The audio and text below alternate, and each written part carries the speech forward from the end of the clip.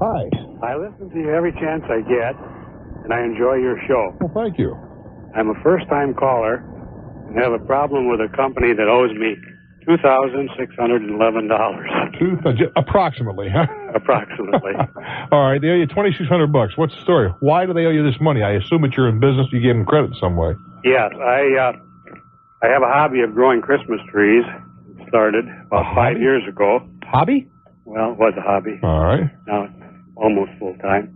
But I signed a contract with a large wholesale tree company. Mm-hmm. It's about 50 miles away. Mm-hmm. And the contract expired December 31st of 88. Well, what did you have to provide them? They did the trimming, and I provided them with the trees. I planted them, and They sheared them? they sheared them. They harvested them? They harvested them. All you did was, not all, but your function was to provide the property and the seedlings. Yes. And well, I went beyond that because they were pretty big already when I signed the contract. Well, how many pieces? Pardon? How many trees? Well, there were blue spruce. About. I don't want an inventory. About. I'm just curious. Oh, there were about 500. Okay. So what happened? They harvested the trees? Yes, they've been harvesting them for 5 years, and they've been paying me. All right. But the company was reorganized a year ago. What does that mean, reorganized? Well, a New York businessman bought out the company. Okay. So all the money has to go through New York. Uh-huh. That seems to be the problem. I still talk to the foreman on the telephone. He's about 50 miles away. You mentioned that, but kind of accelerate a little bit. Well, if you go down there, the 50 miles away, who's down there? Just the foreman. That's it? Yes. The money, he tells me, I've been calling him weekly, and he says that the money has to come from the New York office. Well, why don't you call New York? I've sent bills to New York. I didn't ask you that. I said, why don't you call New York? Well, I've tried that once, and I didn't get through to the man, and I thought, well, I tried sending bills, and I will try it some more if you think. I was wondering if small claims court would. What good is that going to do you? That's what I was wondering. You got to collect it. Yeah, but that wouldn't help. Well, I don't know if it's going to help. Why bother? I'd be more apt to spend the money to take a trip to New York. Pound on a guy's door. Well, you think that I should definitely... Look, you got to be a lot... Let me put it this way. You got to be a heck of a lot more aggressive than you're being right now. Once a week you call a foreman. I wouldn't pay either. I mean, if I was a deadbeat. You got to be the guy that calls every day. You know, I should be calling the New York office. Call the New York office and ask them what the story is, why they don't want to pay you. Yeah. Well, would a letter from the lawyer help too? Or? It might. But before I got done, you're going to wind up at a collection agency, turn it over to an agency. Yeah. Of course, I figured there wouldn't be much left if I did that. 60% of something is better than 100% of nothing. Right. Right now, you got nothing. Small claims court is no good. I didn't say that. Now, you're putting words in my mouth. Oh, I didn't mean that. What do you need a judgment for? You got the bill. Yeah. They owe you the money. Nobody said that. Nobody has maintained they don't owe you the money. Is that true? That's true. If somebody said we don't owe you, then you go to court to have the court say, yes, you do. But that isn't the issue. They just aren't paying you. By all means, have your attorney write a letter or two.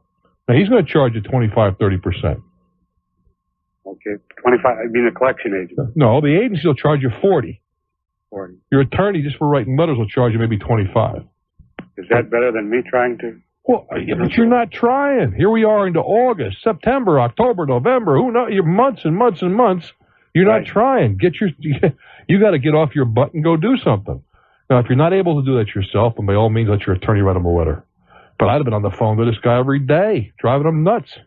Yeah, I guess I don't want to hear these stories. My New York. I'd call a foreman too. You're the guy I'm dealing with. Remember, if we sue him, we're going to sue you personally. Scare him a little bit. Okay. Get to it, my friend. Johnson, Rhode Island. I'll tell you something. Nice guys sometimes finish last and smile, but not always. Johnson, Rhode Island. Hello there. Hi, Bruce. How are you? I am well, thank you. Well, that's good. Sure glad to talk to you. I have an idea about starting a business, a third-party billing business. Talk to me. What are you talking about? In other words, doctors have third-party billing. Yes, I'm aware of that. You're going to be the guy that fills out all the forms and deals with the insurance companies and all that sort of stuff. Right. Well, don't most physicians have somebody in-house to do that? Well, I think that a lot of physicians now, they're putting it, like the larger offices, are putting it on computer. Well, somebody has to tap into the computer. Somebody has to sit there and tap the computer. No, but they don't have the facilities or the even the finances, some of them, to have their own good computer system. In other words, I would have the computer system. What's the system? Put in a whole computer. I don't know. Well, if you don't know, how can you know you can do this or not? Well, it's an idea I have. Yeah, well, the idea is fine. But you got to go before you could even decide to explore the idea. Isn't the question I just asked you the most fundamental? What's it cost to put this system together? Well, that's one of the things I'd have to find out. No, that's the first thing you have to find out. That's why I'm calling you. Okay. Then are you going to have them have some kind of a modem where they can send the information downline to you and you'll process it? That means they still got to have a computer in their office and somebody to operate it. Yeah. Well, see, I know this can be done. I just have to. Well, I know people do third billing, but I'm just trying. But see, I'm asking you some pretty basic questions that you haven't thought out yet. Yeah. How is the work going to get to you? Okay. Have you thought about that? No. Well, you sure have to. I just thought about this last night, and okay, we got a little work to do yet. And I thought, well, I'll call Bruce. He'll tell me how to go about it. Well, first of all, find out what the hardware would cost if it's available. You got to also find out what kind of hardware most physicians have in their offices now. I have a girlfriend I'm going in partners with, and she's already doing this in a doctor's office. Yeah, but you got to find that's only one office. You got to find out what equipment they have in their offices now, and essentially you have to determine how can I do it cheaper than they're doing it themselves. Right. Otherwise, who needs you? I hope a lot of people. Well, but hoping is not going to help you. Okay. You understand? Yeah. To deal with the facts. Okay. You've got to get yourself and make yourself more important. And some of the things you can save the guy maybe a little space, because he didn't have to have so much time, so much space devoted to this in his own office. Space is frequently a problem.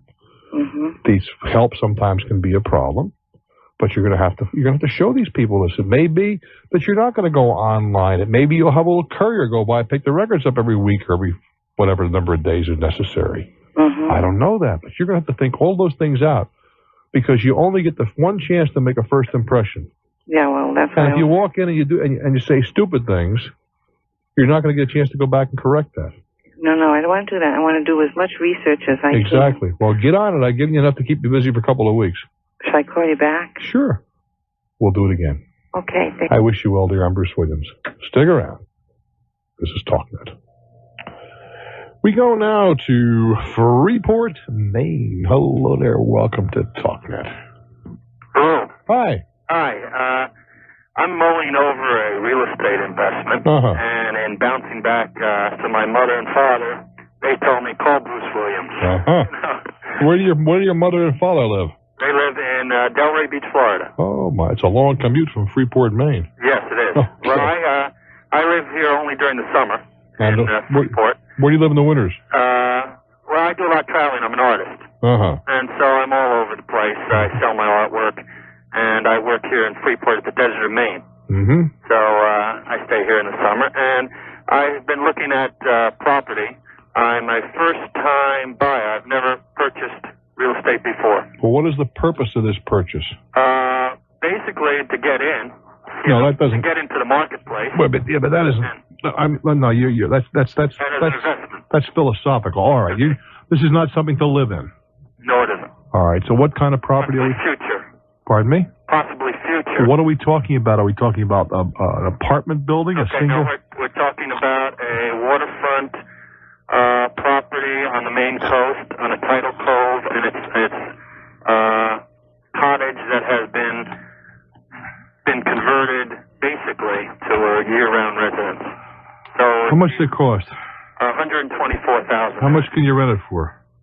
You can rent it for probably 9 months out of the year for about $500 a month. $4,500. Yes, and then Terrible. per week week in the summer for about $400 a. That's $4,000. That's $7,500. Right. Now that won't. $8,500. Right. That won't cover the cost. Won't even come close.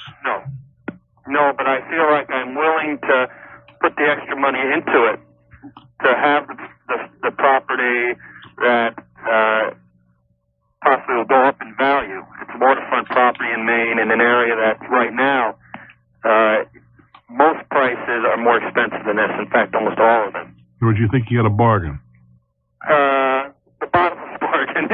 I'm not so naive to think that I've gotten.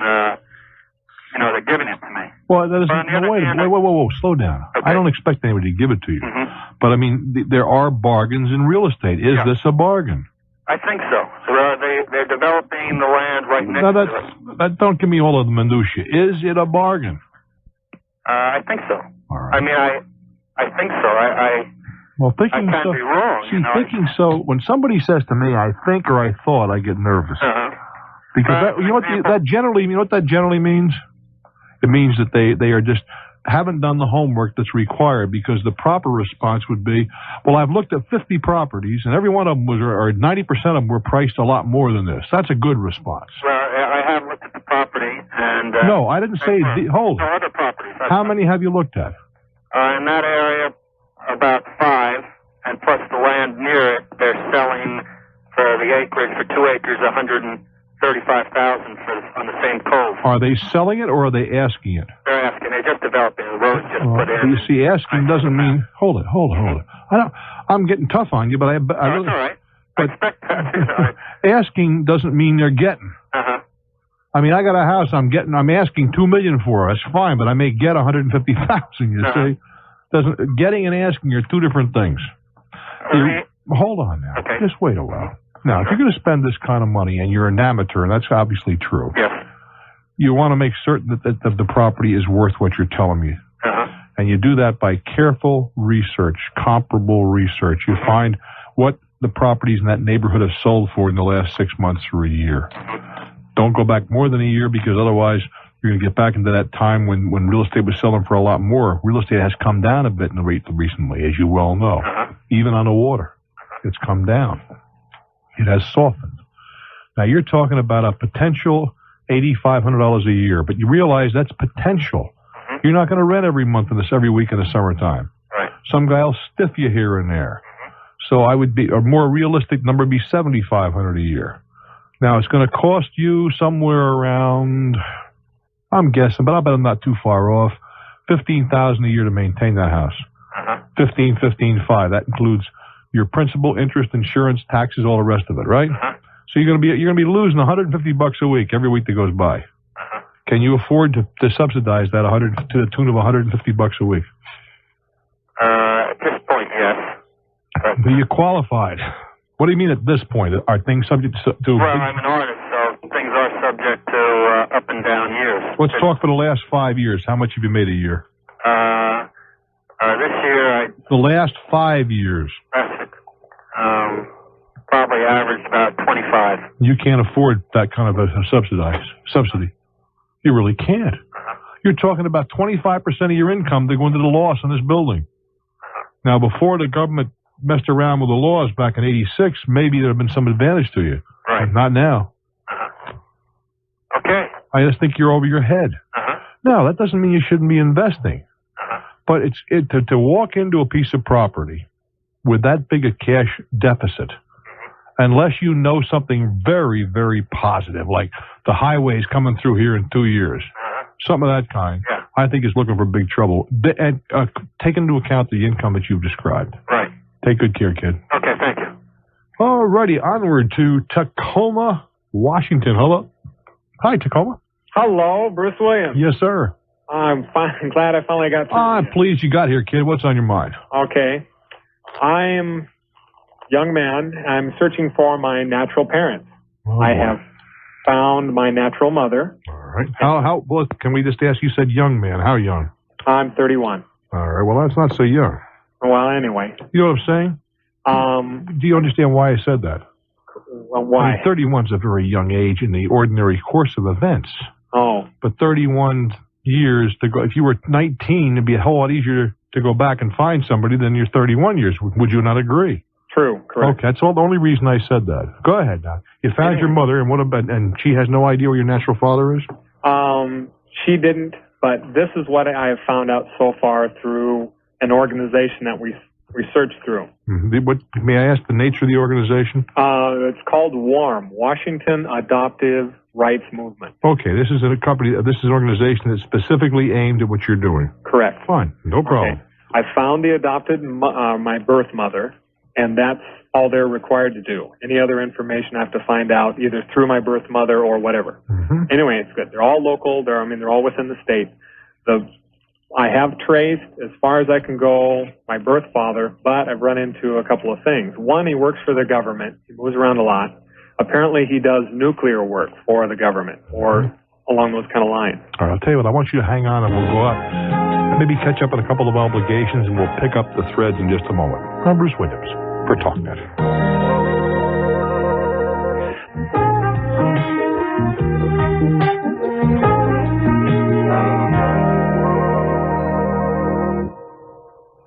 I'm chatting with a gentleman who was adopted many years ago. Why, he's 31 years old now, and he is trying to find his natural father.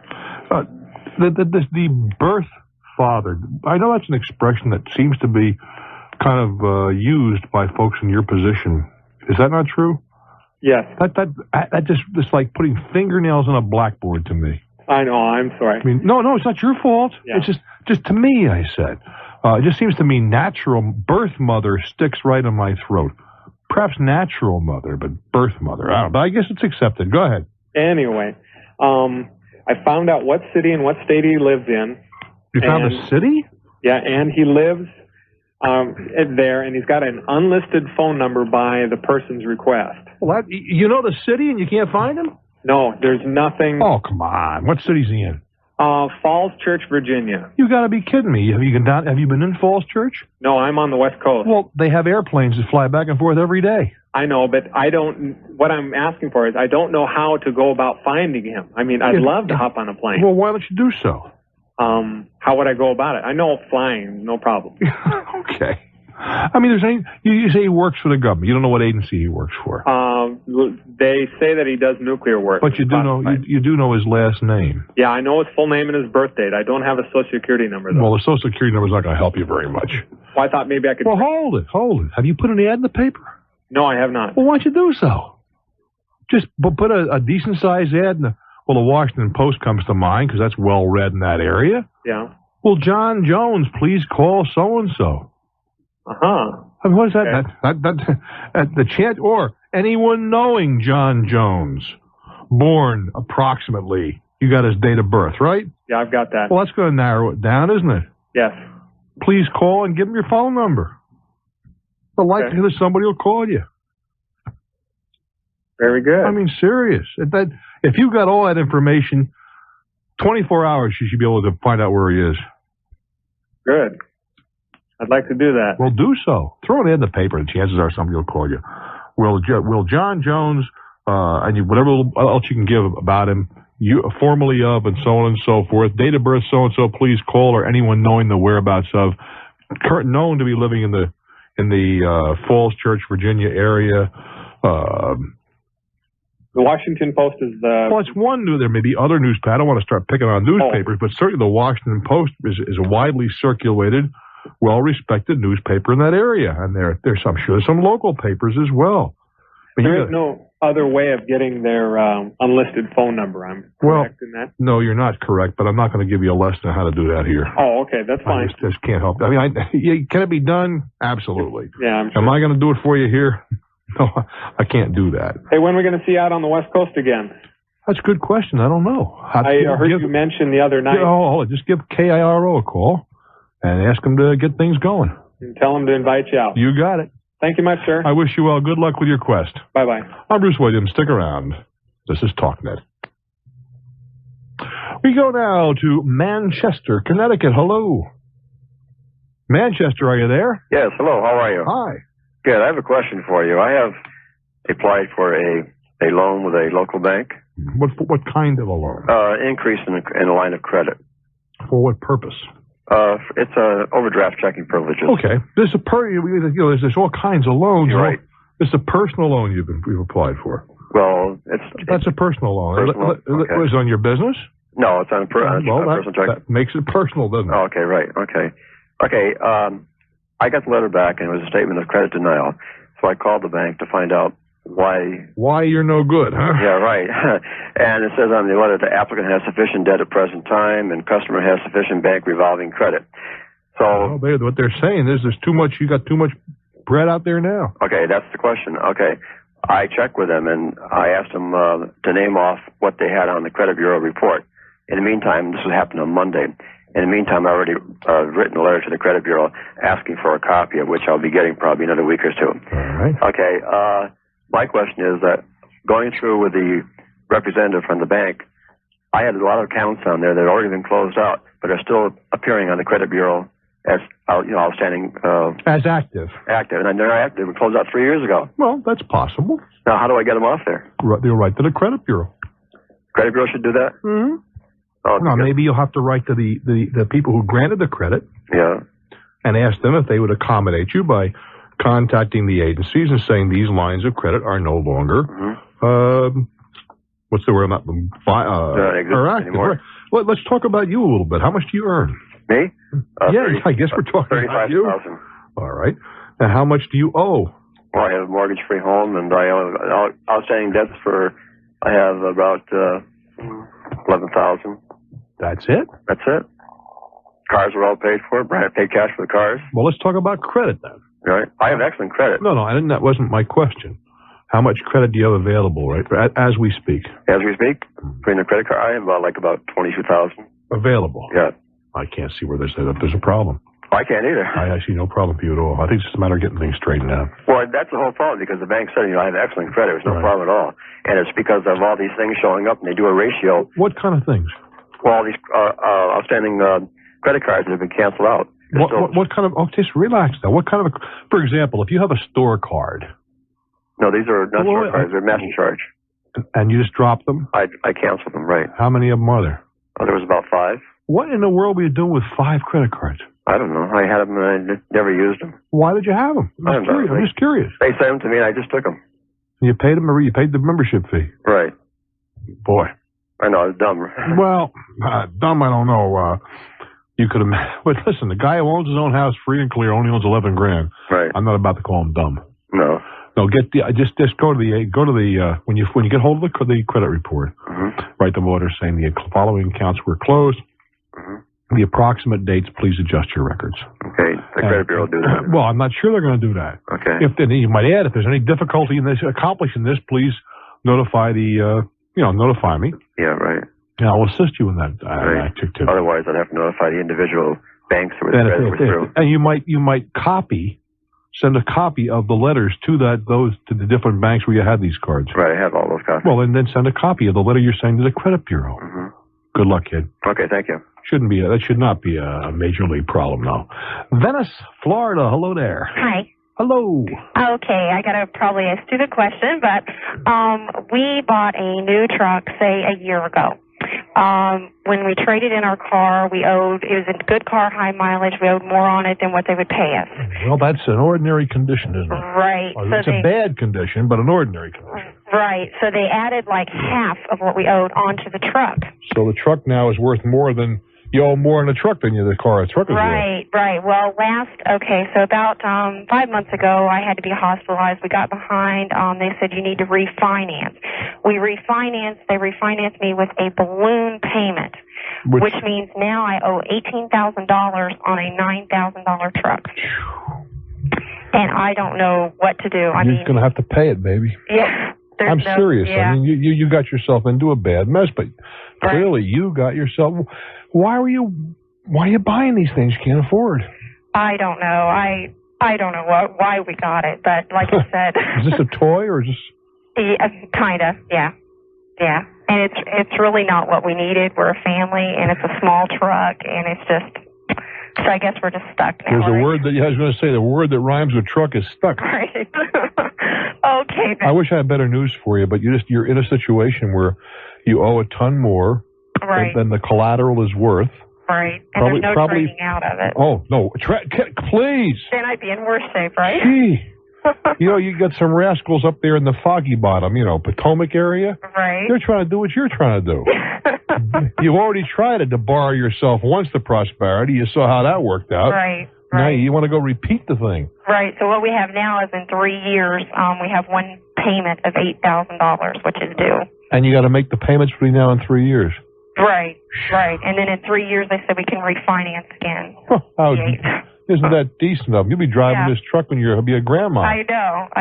So take good care of the truck is the best advice I can give you. Yeah. Okay. Thank you very much. You're welcome, Bye-bye. sweetheart. But there's the quintessential example of upside down. Crazy. I owe so much of my vehicle. That's all right. Don't worry. We'll just loan you more money. Unfortunately, it doesn't work. Hasn't worked, doesn't work, never will work. I'm Bruce Williams. This is Talknet. M1370 WSPD. Westlake Village. Boy, there's a name and a half. California. Hello there. How are you? I'm sitting here thinking, with a name as long as that, you'd have to have oversized envelopes just to put the return address on. You're right. It takes a little bit of time to write it down. What's on your mind? Well, first of all, I want to say I deeply enjoy your program very much. Thank you so much. I appreciate that. That's all right. Now, I have a problem. I have a second home, which is a condominium in another state. Mm-hmm. I bought that a few years ago as a tax shelter because at that time I was in a higher income bracket than I am today. They took that away anyway back in '86, didn't they? Yeah. And what happened is I was forced into early retirement due to ill health. Mm-hmm. And what's happening is I'd like to get rid of that condo.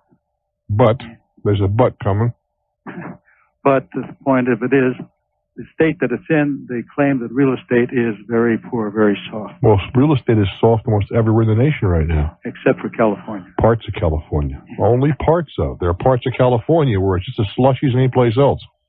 That's true. There are parts of California that has said it has so far not been affected, but my dire prediction is you're getting yours too.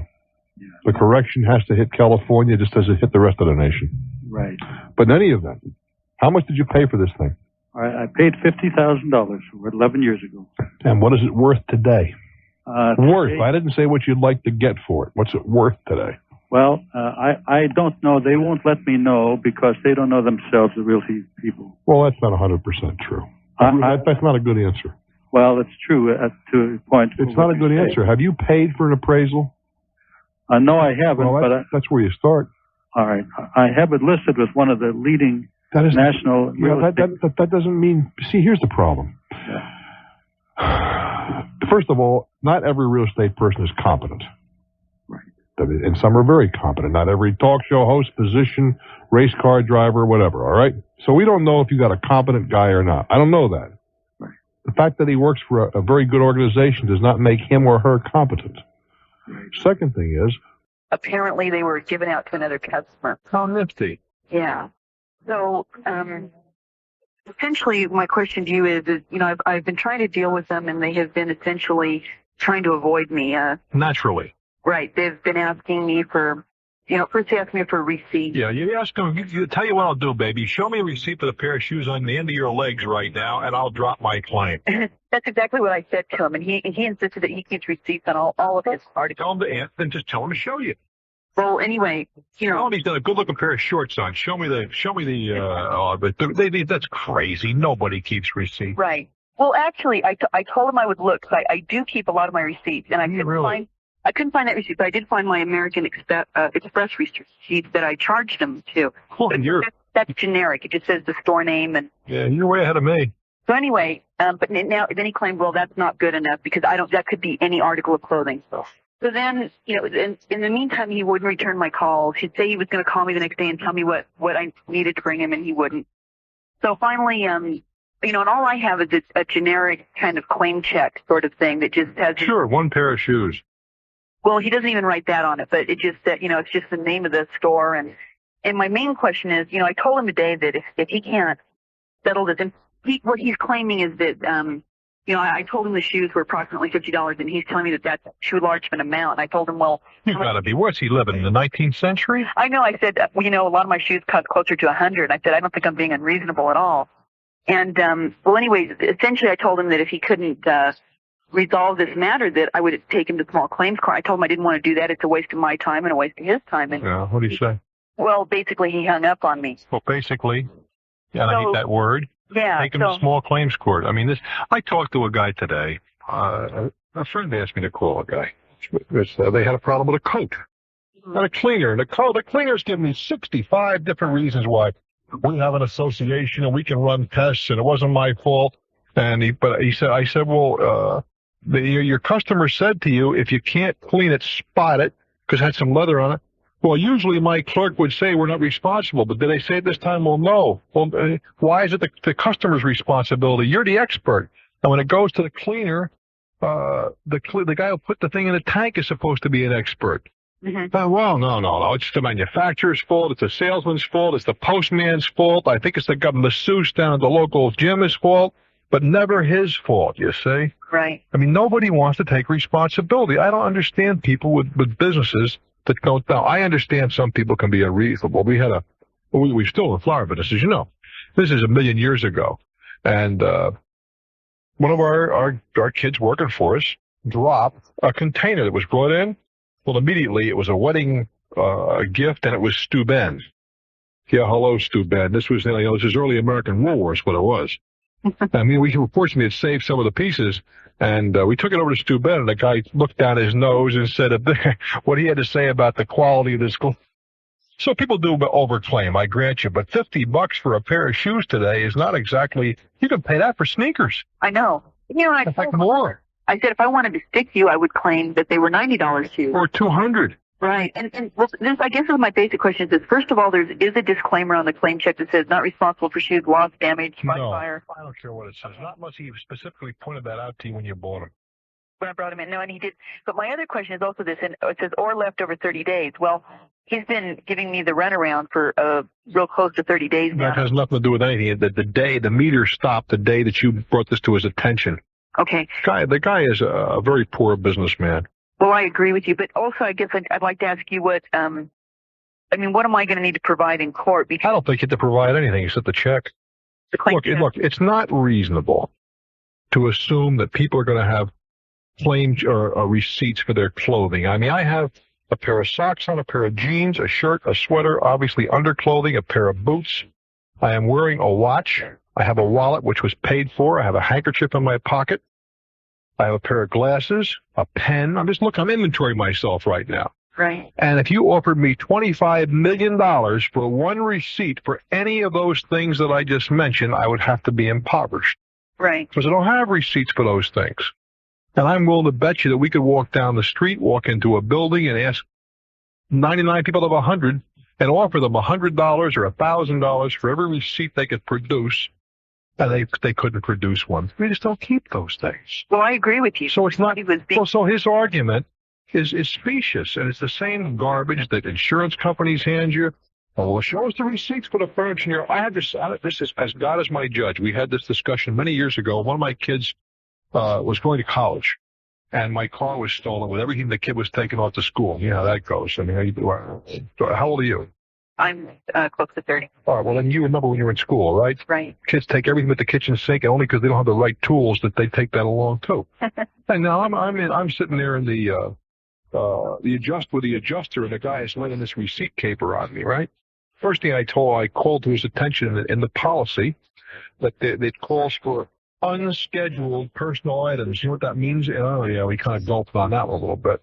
And finally, we brought the big guns in, and I said, tell you what, gentlemen, I will go to your home right now with you, and if you can show me receipts for 75% of the things in your home, I'll drop my claim. Right now, I'll drop the claim. Well, that was the end of that story. Then we started negotiating, get the matter settled. Right. If they don't have them, he doesn't have them, you don't have them, I don't have them. But more important, it's not reasonable to expect anybody to have them. Well, I agree, and I used that argument with him, and I also asked him if his wife had receipts, but see, I think he's just hoping that it's not worth my time, and I'll just. You see, ordinarily, I'm somewhat of a pragmatist.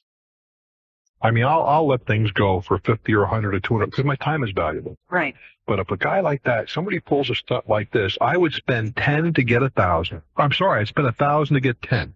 Well, that's sort of the point I'm at. Just to make his life miserable. And that would be my other question I would have of you is, if I take this as small claims, because I know the fees are nominal, but can I make him responsible for the fees? That I don't know. That I don't know. But I could think a couple other things I might do with it. Not all of it.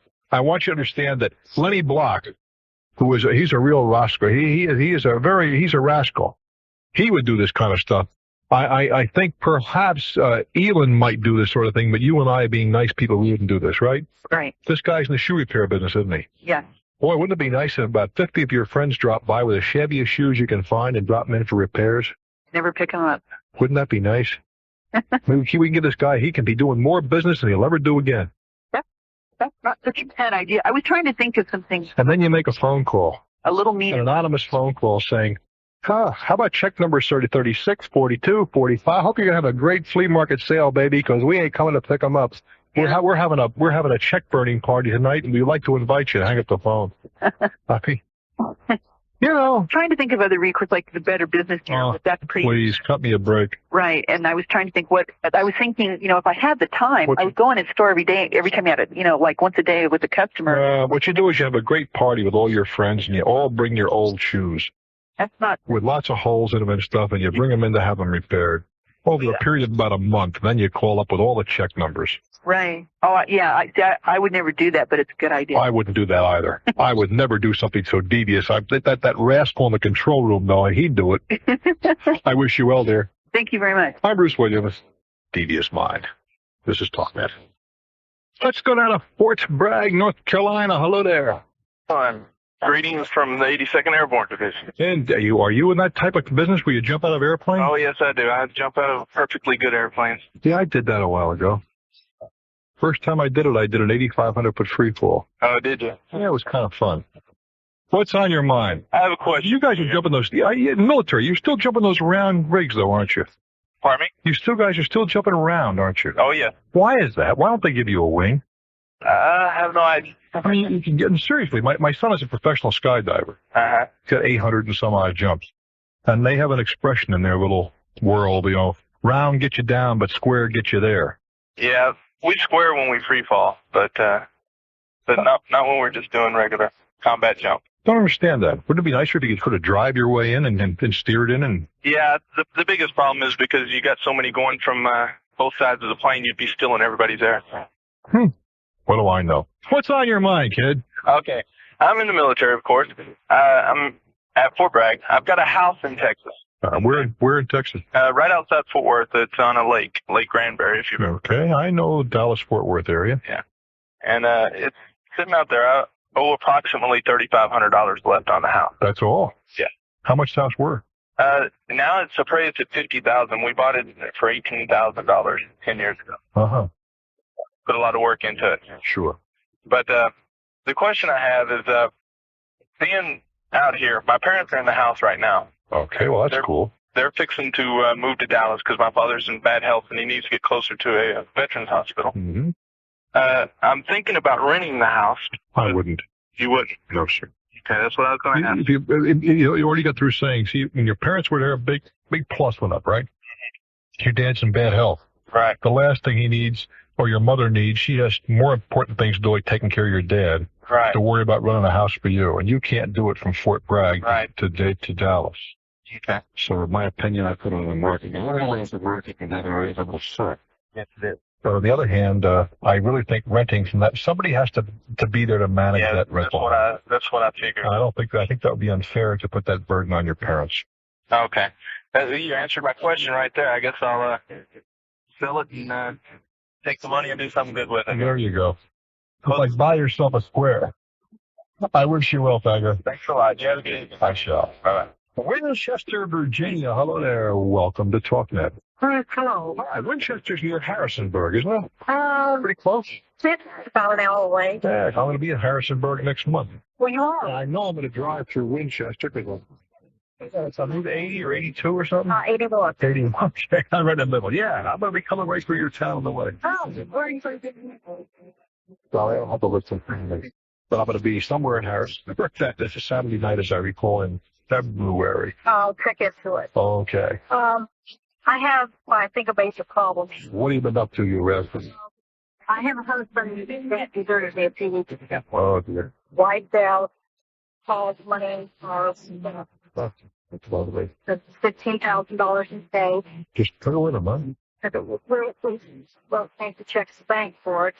Took everything of any value that has been in the title. Oh, boy. My problem, on top of the emotional problem, I have enough assets that I think I could at least regain something if I could sell something. But everything I have is tied up in that property. You mean the home and that sort of thing? I have 2 rental houses. In whose names are these properties? They're in both of our names. Well, and you can't sell it. Do you know where this rascal is even? I haven't the Vegas idea, and I've actually contacted my attorney, and it said really the only option I have is to play a waiting game. Yeah. And to get titles to sell the 2 rentals to hold on to my house, I have to wait a year for grounds of diversion, and I can't afford the payments to wait the year. I mean, I'm going to lose it all if I can't sell something. You have no idea where he is. I have no idea. I have made so many phone calls, and He has no family? his family doesn't know where he is. He's somewhat estranged. How old is this guy? 39. Does he have any habits that you might be able to, for example, some guys, if they turned up footloose, would immediately go to Las Vegas or something of that nature. Is there any? But I don't know where to start looking. He's, I think, pursuing what he thinks is a dream that became an obsession. He wanted to be a race car driver and has raced in the past, and I've pursued every avenue along those lines. Racing club. Yeah, I'm at a loss. I have enough funds that I can meet expenses for about 2 or 3 months. How much are the properties? Let's take the rental properties. How much are they worth right now? I have about $20,000 equity in each one. I have 2 of them. I would go talk to the lenders and explain the I've circumstances. done that too. And are they willing to work with you for the year? Well, no, because they say that as long as his name is on the property, he could go out and do something, and they could still come back on the property. Because, that's true. They're right in that regard. And they're not due to what's happened. Nobody's willing to take a risk on. Of course, if someone would actually take a risk and loan me the money, I could fall into the same problem. I could keep up the payments on them and yes, and he could go out and do something stupid and they give a. And I could still lose it, and then I'd still have all the loans to pay for. Mm-hmm. I really don't know what to do. I don't know what to tell you. I wish I had a better answer for you. Hang on just a second. Oh, okay. I'm Bruce Williams. This is Talknet. In the meantime, she can only make payments for 2 or 3 months, and then her funds will be exhausted. I don't know how to handle that. Maybe one of you has a good idea. I wouldn't bail out of my job for something like this because, as a practical matter, at least a significant number of people shop at the hours that you're not working. Right. They shop in the evening, and that's when I have the time to shop. Right, or the other weekends. Right. And furthermore, one of the things I think might be able to contribute, perhaps not, is you know what stores carry what. Well, that's the other thing, is that I know where the good deals are, so not only could I help them pick out the right outfit or, the right image for their style and budget, but I could really get it at a good price for them. Well, I would not sell price. I think that's a great ancillary benefit. Okay. But I can go out and get price. I can find sales if that's my inclination. But you can't give me a taste transfusion. Okay. Means my youngest son has impeccable taste in clothing, really. The kid just knows. Right. I don't know, maybe he's read a lot. I don't know the answer to that, but his tie will go exactly with the shirt. The slacks to be perfect. The sweater is just the way it's supposed to be. And he's built through all that stuff too, in shape that doesn't hurt. As I said, some like you do not. No, I think there'd be a viable service there. Where would you start advertising, and how would you charge? Well, the secondary, I don't know the answer, but I'd have to think about that a little bit. But you got to pick out your ducks.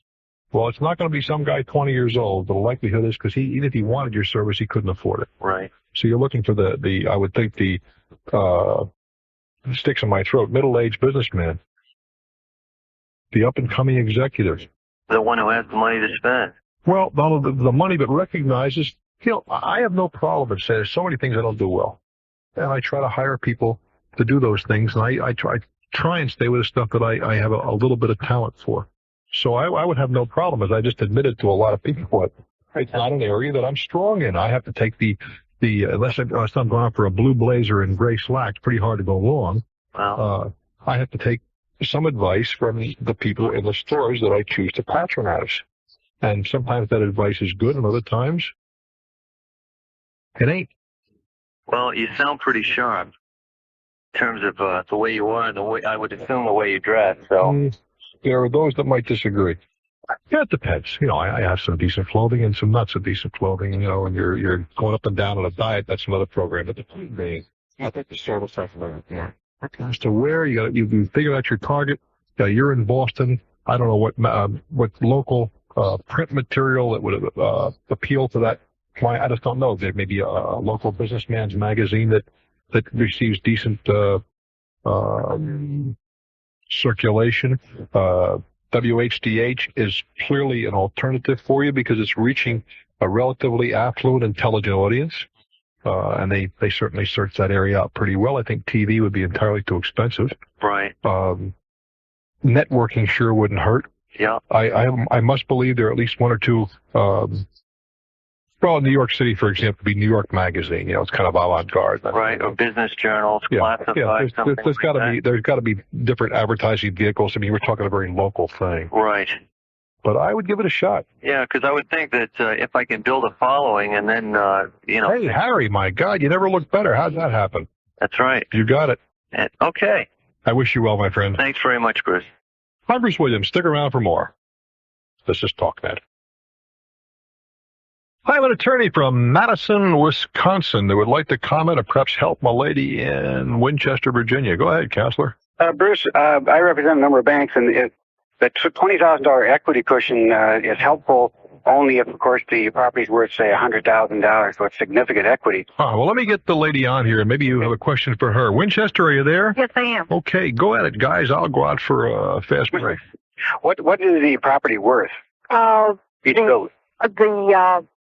Well, I have three of them. My house is worth about $120,000. The two rental properties, what are they worth? The two rental properties are worth $55,000 and $65,000 respectively. Well, if you got $20,000 equity each of those properties, that leaves the bank plenty of cushion because the interest accruing over the next year is not particularly significant.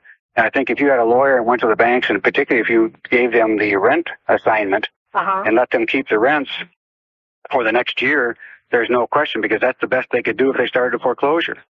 And that would give them the comfort of reducing the debt and or at least keeping up with the interest. The other thing you might check with your lawyer is whether or not, because of the fact that he's gone, there's a remedy in marital court for receivership. That would be another thing. Put these properties. What does that mean, counselor? That would mean she could be appointed a receiver to manage the properties and apply the rents. It may be even extraordinary remedy of selling one or more of the properties if she can show enough hardship. But I think with that kind of equity on a $55,000 property, there isn't going to be much erosion at all in terms of the bank's position. If you take 55, or I don't know what the debt is, but say the debt's $30,000, 10% into the year is only $3,000. Okay. The problem is I need to reduce the debt on the home that I'm living in. Mm-hmm. We might get the bank to declare a moratorium on any payments for a year with that kind of equity, and let you use the rents on the houses. The other thing you could do is if the banks that have mortgages on your two rentals don't have the mortgage on the house, let them cross-collateralize everything for the additional waiting period. They might wait on everything. How much equity do you have in your home? About $32,000. So we're talking here about 30, 50, 70 grand in equity. There ought to be something that could be worked out. Yeah, if you could cross-collateralize all of them, I would think they would give you a year's grace, especially since if they're local banks and you know the people there. And the rents would help some of that. Cross-collateralize. Can you Tell me what you mean. That means that you take you might get one of the creditors to take all the debt and have one mortgage that covers all three properties. That would mean all the properties would stand as collateral for one debt. And that would give them, control over everything. You just have one. The court would have to approve that, wouldn't they? Since they might. The court might have to, or you could give an additional mortgage on your interest in these properties to the one. If the house mortgage holder is nervous, you could say, "Look, I'll give you a mortgage on my interest in these two income properties as additional collateral if you'll hold off for a year or for a certain period of time, or reduce the payments." And with that kind of equity. I think if you get a lawyer that knows the way around a little bit, that's really not a difficult proposition, I don't think. In addition to the idea of applying to the court for relief through you mentioned marital court because of the extreme situation that we're talking about here. Yeah, I don't know what state, the state is Virginia, but I wouldn't expect you to understand. No, I don't know the law. In Wisconsin, you wouldn't have to worry about that. You could start the divorce right now and go in and get some relief, immediately because you don't need grounds in Wisconsin. So that may be a little different situation out there. But I do think you could talk to the banks and do quite a number of things to get them to hold off for a year. Very well. Counselor, thank you for taking the time out of your schedule. Good luck. Take good care, my friend. Good night. And Winchester, I hope that's been of some help to you because I was way over my head, but that's what this thing is all about. We're so fortunate to have some very, very nice people on the party line that are willing to jump in and give you some good advice. I appreciate that, Bruce. Hope things work out well for you. Thank you. Take care, honey. I understand guys like that. I don't mean the husband. Okay, you don't get along with your wife. You had a dream, but to clean everything out and just abandon ship and leave her to sink, you got to be a first-class S, you know what. Eureka, California, home of fog. Hello. Not always. Not always. Not always. Not the most of the time. Well, up where I live, it's not very foggy. Okay, flying into Eureka is an experience. Well, if you've got the time. Yes, that's true. What's on your mind? Bruce, I need to talk to someone with some common sense, and I don't know anyone who has any except you. Well, aren't you sweet? Oh, you're welcome. I have an ex-friend who I loaned some money to. That's a good way to find ex-friends. Right. To open a business. How much? About $7,000. Okay. And she's reneged on paying me. Has she reneged because she was just being a stinker, or is she reneged because she hasn't got any money? Maybe both. Because the second, remedies are hard to come by. The first is another matter. Right. She also was a former tenant, and she was behind in the rent almost 3 months. They started foreclosure on my property. I had to have her evicted. She is taking me to court. For what? Because I removed some of the belongings that I bought to the business. Oh, her business was your tenant. Or she was a tenant with a business, you mean? Yes. But not, the tenant was on private property. I mean, it was just a house, and the business is separate. Mm-hmm.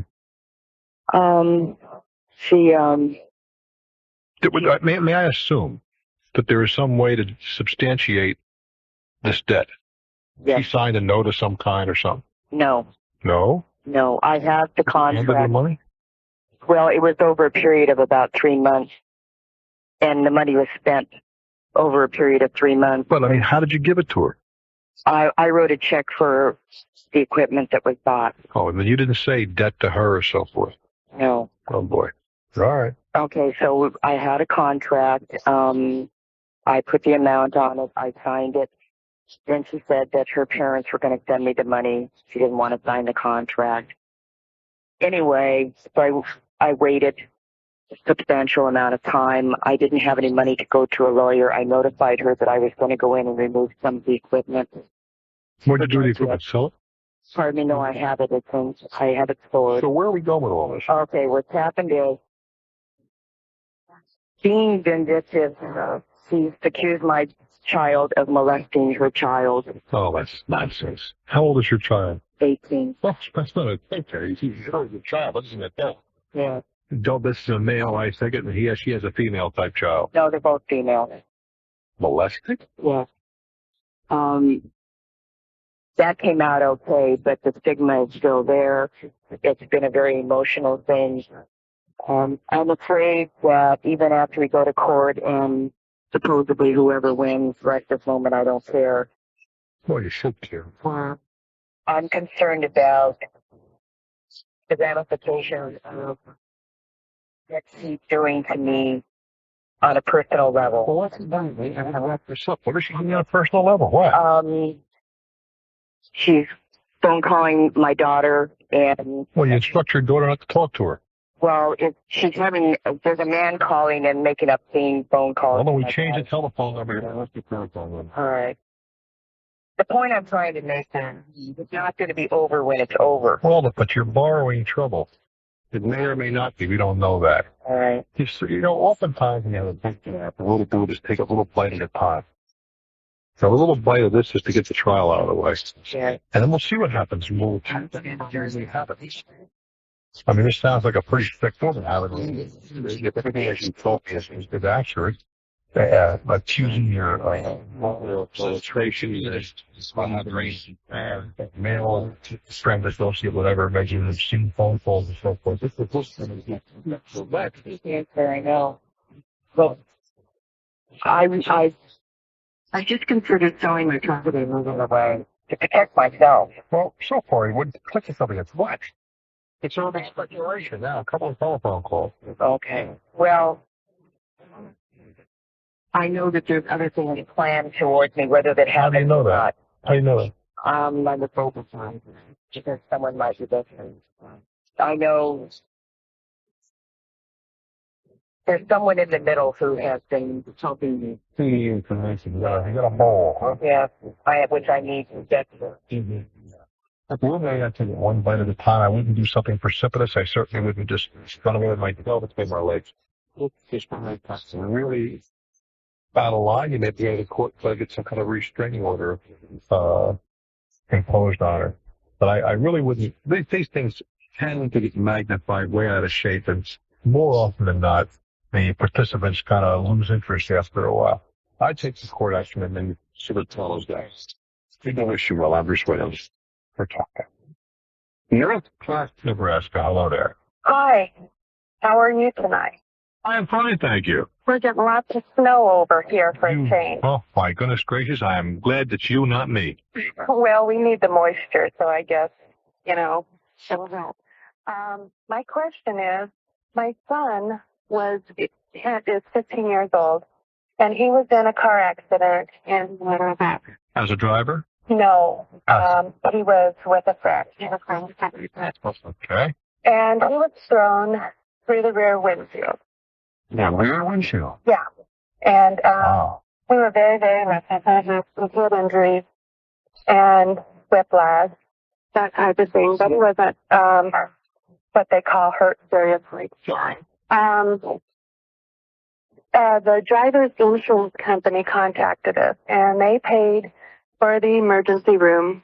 I can't afford a market research, so I'm going to try to do my own. Well, how much research can you do with something like that? You got to go out and try it. Right. Okay. Now to try it, of course, without buying well, you got to buy some bears and T-shirts. Thousands of bears. Okay, I found some bears that I can order.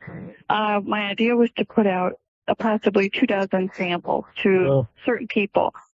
The part I'm confused about is coordinating once I get the samples up there. Well, wait a while. The orders. I think you're really making this into brain surgery when we're really taking the splinter out of your hand. Yeah. Okay. What? If you're going to let's assume, for the sake of discussion, that you are going to attack the hospital gift shops. Right. All right. This is an area where I have some small knowledge. Okay, that's just one area, right? Well, that's one area enough for the time being. Sorry. That was you choose. I didn't choose that area. You did. Right. Okay. A substantial number of hospital gift shops are administered by volunteers. Right. And there's no central buying. There are some companies, I can think of a couple that operate a number of different hospital stores, but the majority are independent of each other. Now, to test the idea, you're going to have to call on the auxiliaries. Auxiliary, group, yeah. Right. And just as you're a peddler.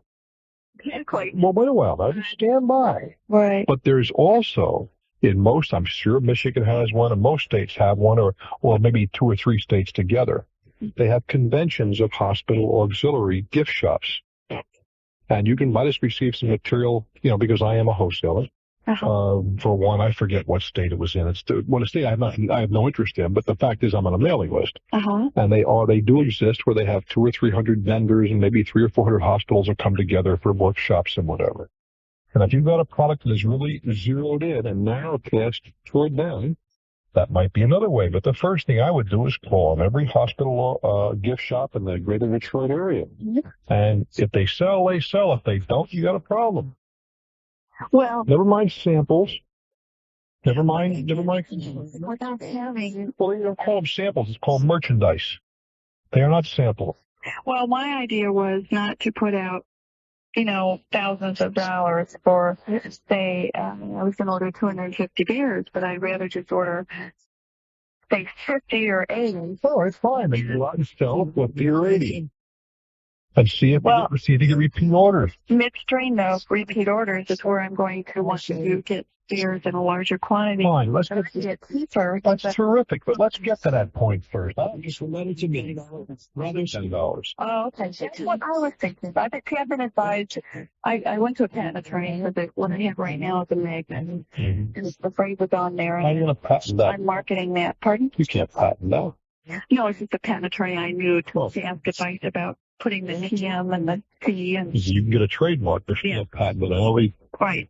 But any of that, look, I think again we're back to brain surgery as opposed to a minor suture or splinter. So are you saying, well, take the risk, go out there, put the money in? You don't want to take the risk, then keep your mouth shut and go on about your business. Well, I'm taking a risk anyway. There's risk in every enterprise. Going for it, right? There's risk in every enterprise. You want to go out and, as I say, I would want to certainly a gross is how much does a bear cost? My cost to be $6. All right, so a gross of bears is how much money we're talking about? $900. Exactly. Well, it doesn't matter as long as you keep the price somewhere where the retail price is going to be the same. You got to be because there's no point in going to touch those $10 retailer because it may do well at 10 and die at 15. Right. I've checked out several places to see exactly what they're selling for. Go for it. Okay, that's in order to open an account, take legally, some banks will do it for you. To let's say your name is Mary Jane Jones. If you call it Mary Jane's Novelties for the sake of discussion, well, maybe it's not. You can only use your own name. Anything else is a fictitious name, and a fictitious name check can never be cashed on deposit. I need some advice like this locally. I want to find a group of retired business. The SCORE is one of the organizations that you should be talking to. Pardon me? SCORE. SCORE. Right. It's free, and these are successful people who are paying back by giving their time as volunteers. I do wish you well. I'm Bruce Wiggins. And you got Talknet. Let's go to Seattle, Washington. Hi. Hi. I'm going to be up your way in another month or so. Oh, you will? Yeah, at the Palace Theater, I'm told.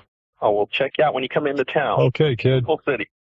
The question I had to do is relates with a TV ad that I saw a couple months back, where you go in for a one-day seminar in regards to real estate. You come back a genius that's going to get rich in about 2.5 weeks.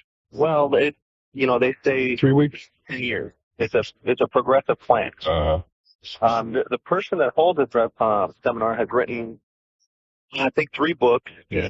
And has been in the papers and in the media and so forth. What does that mean? I mean, been in the media. The biggest mobsters in the world are the papers. Yeah, he's been challenged by papers to do what he claims he can do. Oh, I'm sure he can do what he claims he can do. The question is, can you do it? Well, that's why I'm calling. Well, that's the problem. You see, these things have they've run their course. You probably saw this on late night TV. It was, it was about 11 o'clock. Yeah, okay, the cheap times. And I have no problem with that. But they pretty well run their course. There used to be dozens of them. Most of them went broke. There are a couple around yet. There is not a question in my mind that in most cases, these fellas and gals can do exactly what they said. But if the Walendas were talking about walking a high wire, I'm confident that they can walk a high wire. Whether or not they could teach you to walk a high wire is another story. Okay, because this seminar, Christian Barnard was to get on there and talk about surgery. Clearly, he is one of the leading surgeons in the whole world. But I can go to seminars from now until I'm 109, and I would not be a surgeon, you see. Well, this one seems a little different where they have hands-on training, and you go in for 4 straight days. Without regard to all that. That's not much different either, except for 4 days as opposed to a weekend and whatever.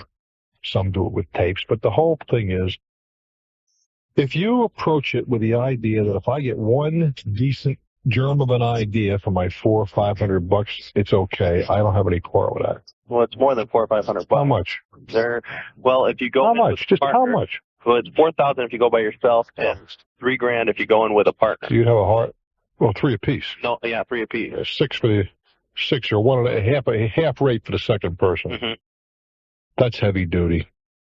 The same thing applies, I think. If you're willing to pay that for an idea, for a relatively small idea, I have no problem with that. But they also guarantee that you triple your money within a year, or they refund it. Well, there's one problem with that. Suppose they aren't around a year from now. Well, they've been around for quite a while. Well, that's terrific. I didn't ask you how long they've been around. That's certainly indicative of a possibility of tenure, but not certainly guarantee. Are they willing to put your $6,000 or $4,000 in an interest-bearing account and collect it a year from now? Yeah.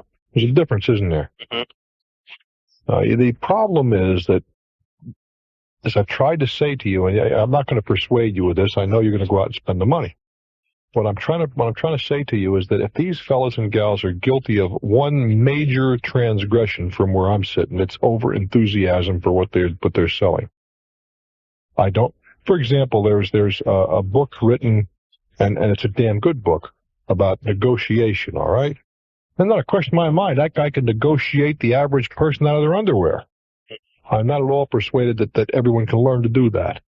Okay. That's the problem. I mean, I've watched these things, and they're very persuasive, let me tell you. When they're sitting there in the background in Hawaii, and hello, Harry, and here comes Harry, who looks like he couldn't find his way out of a closet.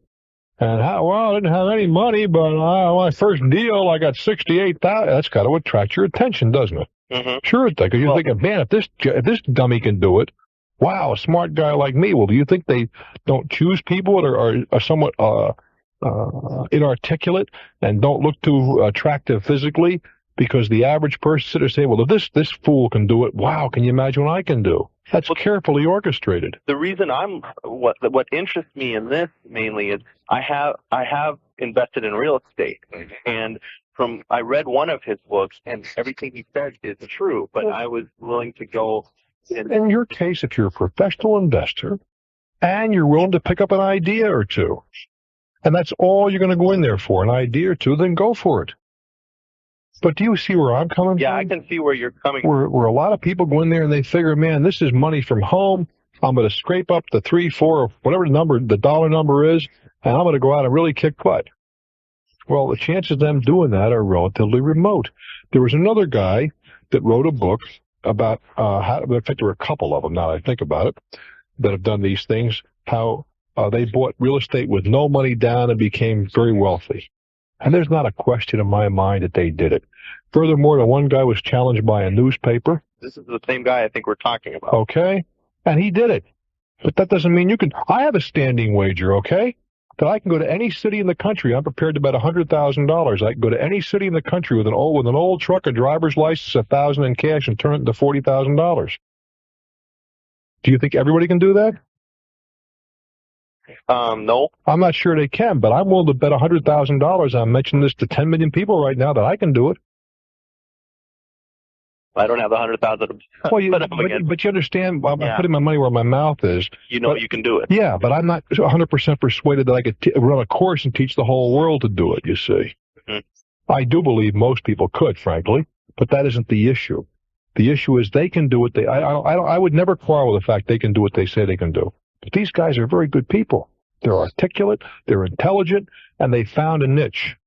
My quarrel is, and I don't know how many ways I can say this, is that I don't believe that the majority of people that spend the money to buy the tapes, take the courses, whatever it is, can duplicate what the masters say they can duplicate. That is where I have a problem. But the other side of that, are you a college graduate? Yes, I am. Okay. I have to believe if your schooling was anything like mine, that a significant portion of the stuff they threw at you meant nothing in your life. Excuse me, can you, what? In other words, a lot of courses you took were nonsense, meant nothing. Yeah. But there was a course or two that was worthwhile. The thing is, you take lots of courses to figure out which one is worthwhile. Mm-hmm. Good luck, kid. I'm Bruce Williams. This is Talknet. Hi, Bruce. Hi. I've got a problem with an attorney. You don't. I got with his bill. Oh, yeah. I called you last year at this time, and you gave me some good advice, and I followed it. Yeah, I know. Well, anyway, my husband had originally gone to him to set up a trust for his grandmother.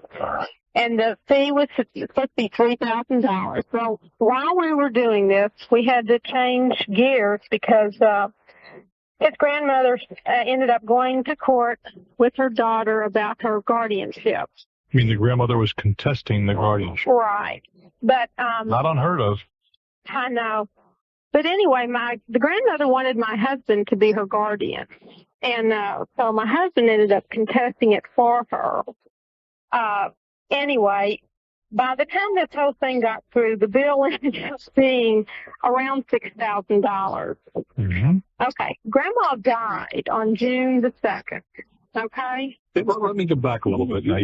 Your husband kind of took up the cudgels for Grandma, is that it? She asked him, she said, look, I want my daughter to be the guardian. I want you to be the guardian. All right. So your husband went out and bought an attorney. Yeah. All right. And Grandma in the middle of this whole thing died. Well, no, we went to court for her, and we settled out of court with the daughter. How was it resolved? Well, we allowed the daughter to be the guardian with restrictions, which is fine with us, because... How was that with Grandma? Well, at that point, she had really deteriorated, and the judge just asked us never to let her know because of the fact that they thought that she'd probably have a heart attack and die. Uh-uh. And the real problem was the daughter was trying to keep certain people from the family of seeing her mother, and so we got that stopped. Okay, so you resolved it, and then Grandma... It was okay for the grandma. She still got to see her loved ones till the day she died. She went to her reward. Right. In the midst of all this, the attorney did all this work, but it was our impression, and he said this, that the other attorney would draw up these final papers. Okay, now here it is, January 1990, and Friday he sent me this bill for $931. Of course, I just about dropped on the floor. Because my husband had paid this final bill way back in the spring before the grandmother died. And it was our understanding it was over, finished. The other attorney was going to draw up the papers. And he sent this bill now saying that he had to draw up these papers and finalize. And, it's got a phone conferences on here and all this stuff he had to do to the 8 hours worth of work to the tune of $125 an hour. That brings the bill to $931. And he's going to say, what, dude? I don't know. $931. Right. I feel like he let us be, and even said this was all included in the $6,000 that we initially had funded. But you said to me that it was your impression that Attorney B that was your brother's and sister's attorney was going to prepare this document. Right, he said that in court. He said he drew the papers, and we said that would be fine. Well, apparently he did not. Right. And I called the attorney one time, and I said, well, where are these papers? And he said, well, they haven't sent them yet. I said, well, whatever. Well, wait a minute. Whatever. Maybe he was waiting on them, apparently. Yeah, but if whatever didn't happen... I think what he did was pull the fast one. He figured, well, they won't write them up. Wait, why is that? Whoa, hold it, sweetheart. What's your first name? Catherine, I think that I understand the emotion, but I don't think that he went that. Let me see if I can rip Catherine off. I think he probably wanted to bring this matter to a conclusion. It was necessary that these documents were prepared in a timely fashion. Yeah, I understand that. So he prepared them. Okay, but now, should he have called? Agreement that the other attorney would prepare them. Well, I understand that, but except the other guy didn't do it. Okay. even like, this sounds stupid, but like, what's the point of preparing final documents when the grandmother dies? That's about as final as you can get. Well, the court system likes everything all neat and tucked away. I think that your first comment is clear. It's hard to argue with. I mean, hey, like, she died, so what's the point? Why would you? I mean, he worked 4 days in June. He died on June the 2nd. I mean, I'm going, so why? I mean, he knew she died. Mm-hmm. I don't know the answer to that. Whether that court had to be. You see, that the attorney has a certain responsibility to the court too to follow its directives. Right. Now, whether he's excused from that at the demise of the individual, I don't know. But I'd go back and ask him those questions. Okay. And I would certainly say to your sister-in-law, your attorney. That was the mother-in-law. Pardon me? My mother-in-law. Oh, your mother-in-law. Okay, the sister of the lady, whatever. I would say to her, was our impression that your attorney was to prepare these documents, and that would be at your expense. Can we discuss this? That you write that letter. I write this nice letter, and the attorney says, "No, I'm sorry." Then you request a conference with him and ask him why. Then he charges you $120. No. He's not going to charge you for that, and you make it clear to him that the meter is not running while you're contesting a bill. Running, right. And then, of course, you always have another alternative to go to the FEE Disputes Committee of the local bar association. Oh, okay. Well, I didn't. And let them adjudicate it, and they do not always come down on the side of the attorney. Believe it. Okay. So those are your alternatives, lady. Catherine, basically, you just really wouldn't pay it till you write the letter. Of course, no. I would never pay any bill. I was satisfied that I owed it, Catherine. Okay. But I got one more piece of advice for you. Yeah. Take a deep breath and slow down. Okay. Well, let me just ask you one other thing quickly. I've had so much stuff like this happen to me, just junk. My friends say, I ought to write a book. And I'm going, I could never write a book. This is about the family. They'd sue me for libel. Bruce, if I wrote a book, it'd be a bestseller. People would go, oh, that really didn't happen. Well, then you can protect the guilty by changing the names. Yeah, but it's my life. It's true. I think it'd be wonderful to just go ahead and call the shots as they were. So go for it. A lot of people have. Okay. Thanks, Bruce. Take good care, baby. Bye. There's a lot of people that they kiss and tell books. I never could understand the mentality that goes into those things. You know, one or two people have asked me to write an autobiography. Never. I can't imagine. Even to myself, just, in diary form, talking about all these intimate things people seem very comfortable in committing to paper. Never understood that mentality. And in my case, foolish guys name would be interested. I'm Bruce Williams. Stick around. This is Talknet. We go now to Hartford, Wisconsin. Hello there. Hi, Bruce. Hello. How are you? I am just fine, thank you. That's good. I have a question. We recently bought a duplex, and it's an older one. And we moved in, and about maybe a week later, we found a bat. One bat. One bat in the basement. In the basement. Little bat, big bat? And they're a big brown bat. Oh, nice. Well, you won't have any flies anyway. Well, I'd rather have flies. But anyway, we talked to the tenants upstairs, and they said, oh, yeah, we have bats, and they're in the attic. And we talked to the previous tenant, and she said, oh, yeah, she complained about it. Bats are hard to kick out. Yeah, they are.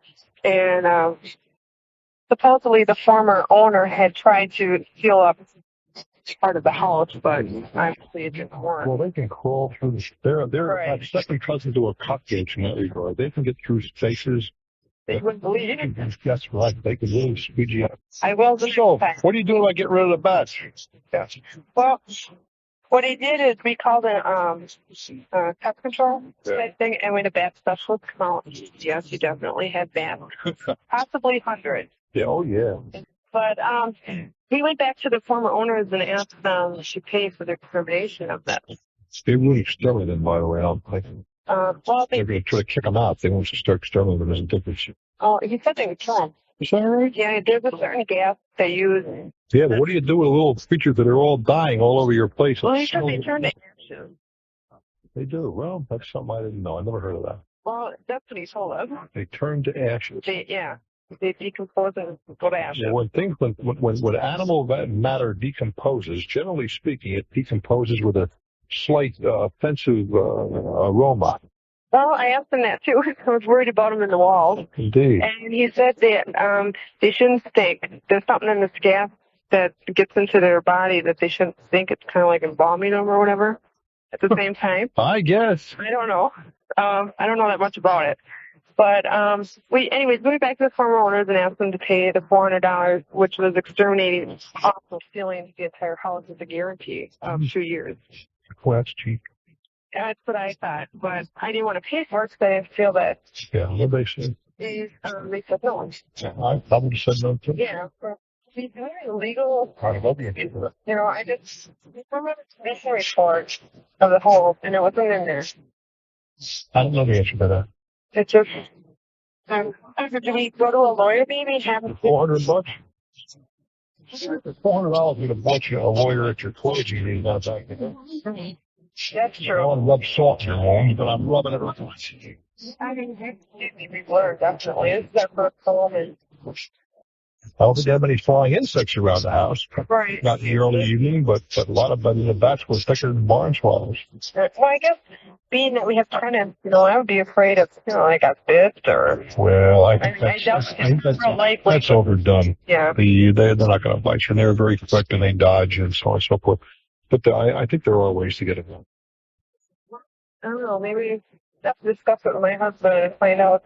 First, I guess I got to find out if this is a disposal state or not. Right, and I also thought I would get another opinion if I was you on the proper removal of bats. Because it's hard for me to believe that there'll be no odor when you kill 100 or more little rodents.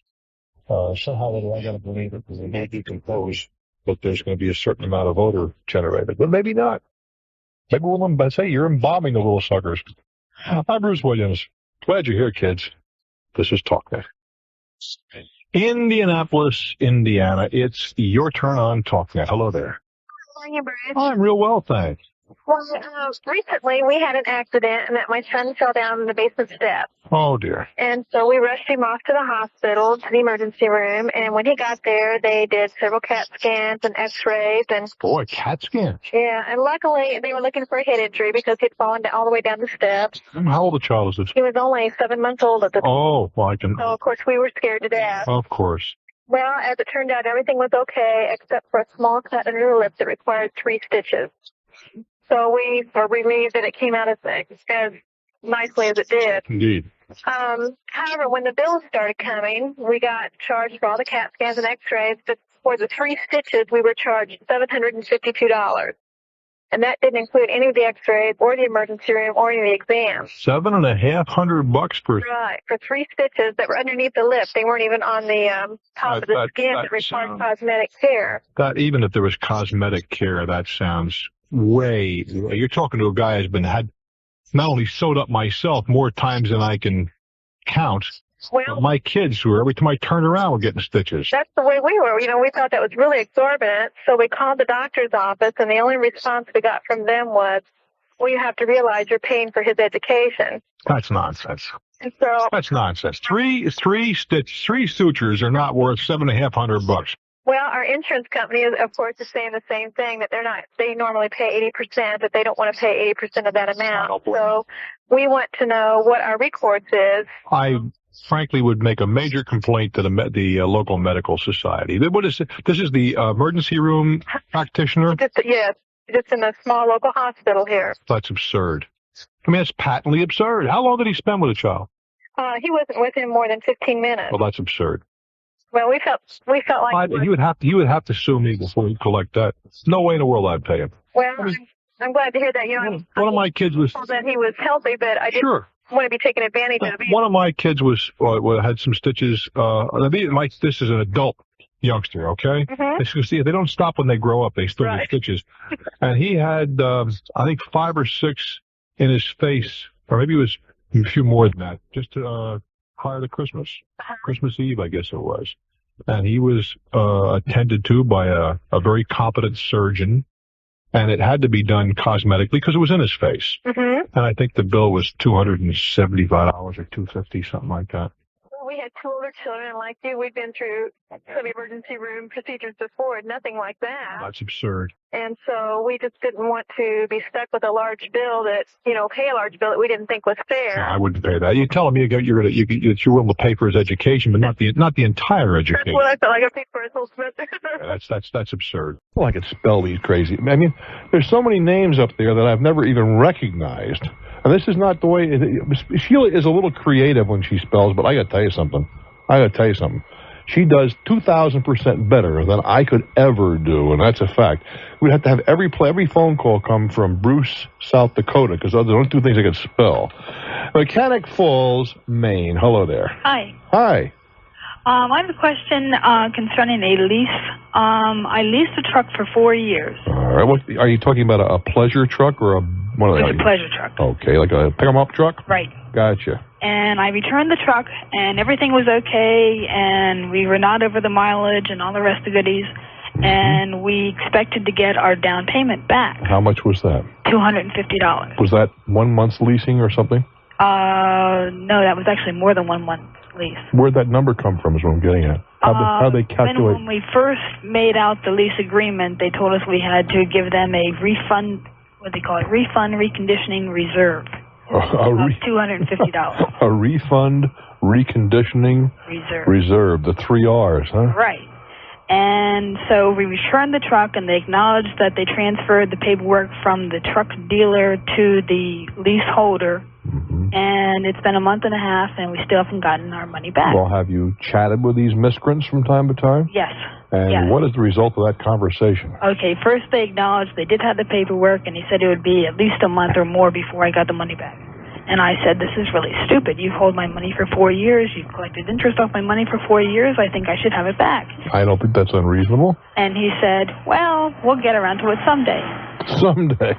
And then I called back another day, and the first person was on vacation, and I griped to the second guy, and then he said, I'll send you the check next Thursday. So Thursday came, and Thursday went, and it's been another week and a half. So my husband says, it's time to call Bruce. Wow. You see, I don't know what the 3 R's really mean. What I'm getting to is I don't know if they're liable to come back to you and say, yeah, but we're deducting, wear and tear on the Framis valve and the Stavagalitz doesn't fit too tightly and so on. I don't know that. Right. Well, from what I understand, everything was approved from the truck dealership, and it was just passing the paperwork to... Well, when you rented this vehicle, did you rent it from the dealership or from the leasing company? From the leasing company. You didn't go to the dealership? No, we went to a dealer, and then the dealer handed the paper to a leasing company. What I'm getting to is, who did you deal with, eyeball to eyeball? If you stuck a pin, who was going to bleed, the dealer or the leasing company?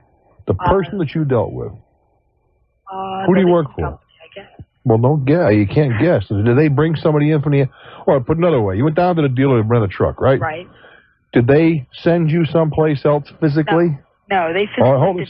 Just no is the word. No. All right. Did they bring anybody in physically?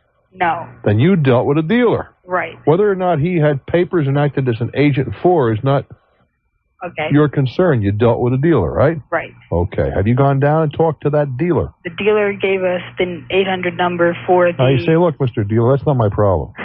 No, I'm serious. Okay. You say, I dealt with you. Who did you hand the check to? The dealer.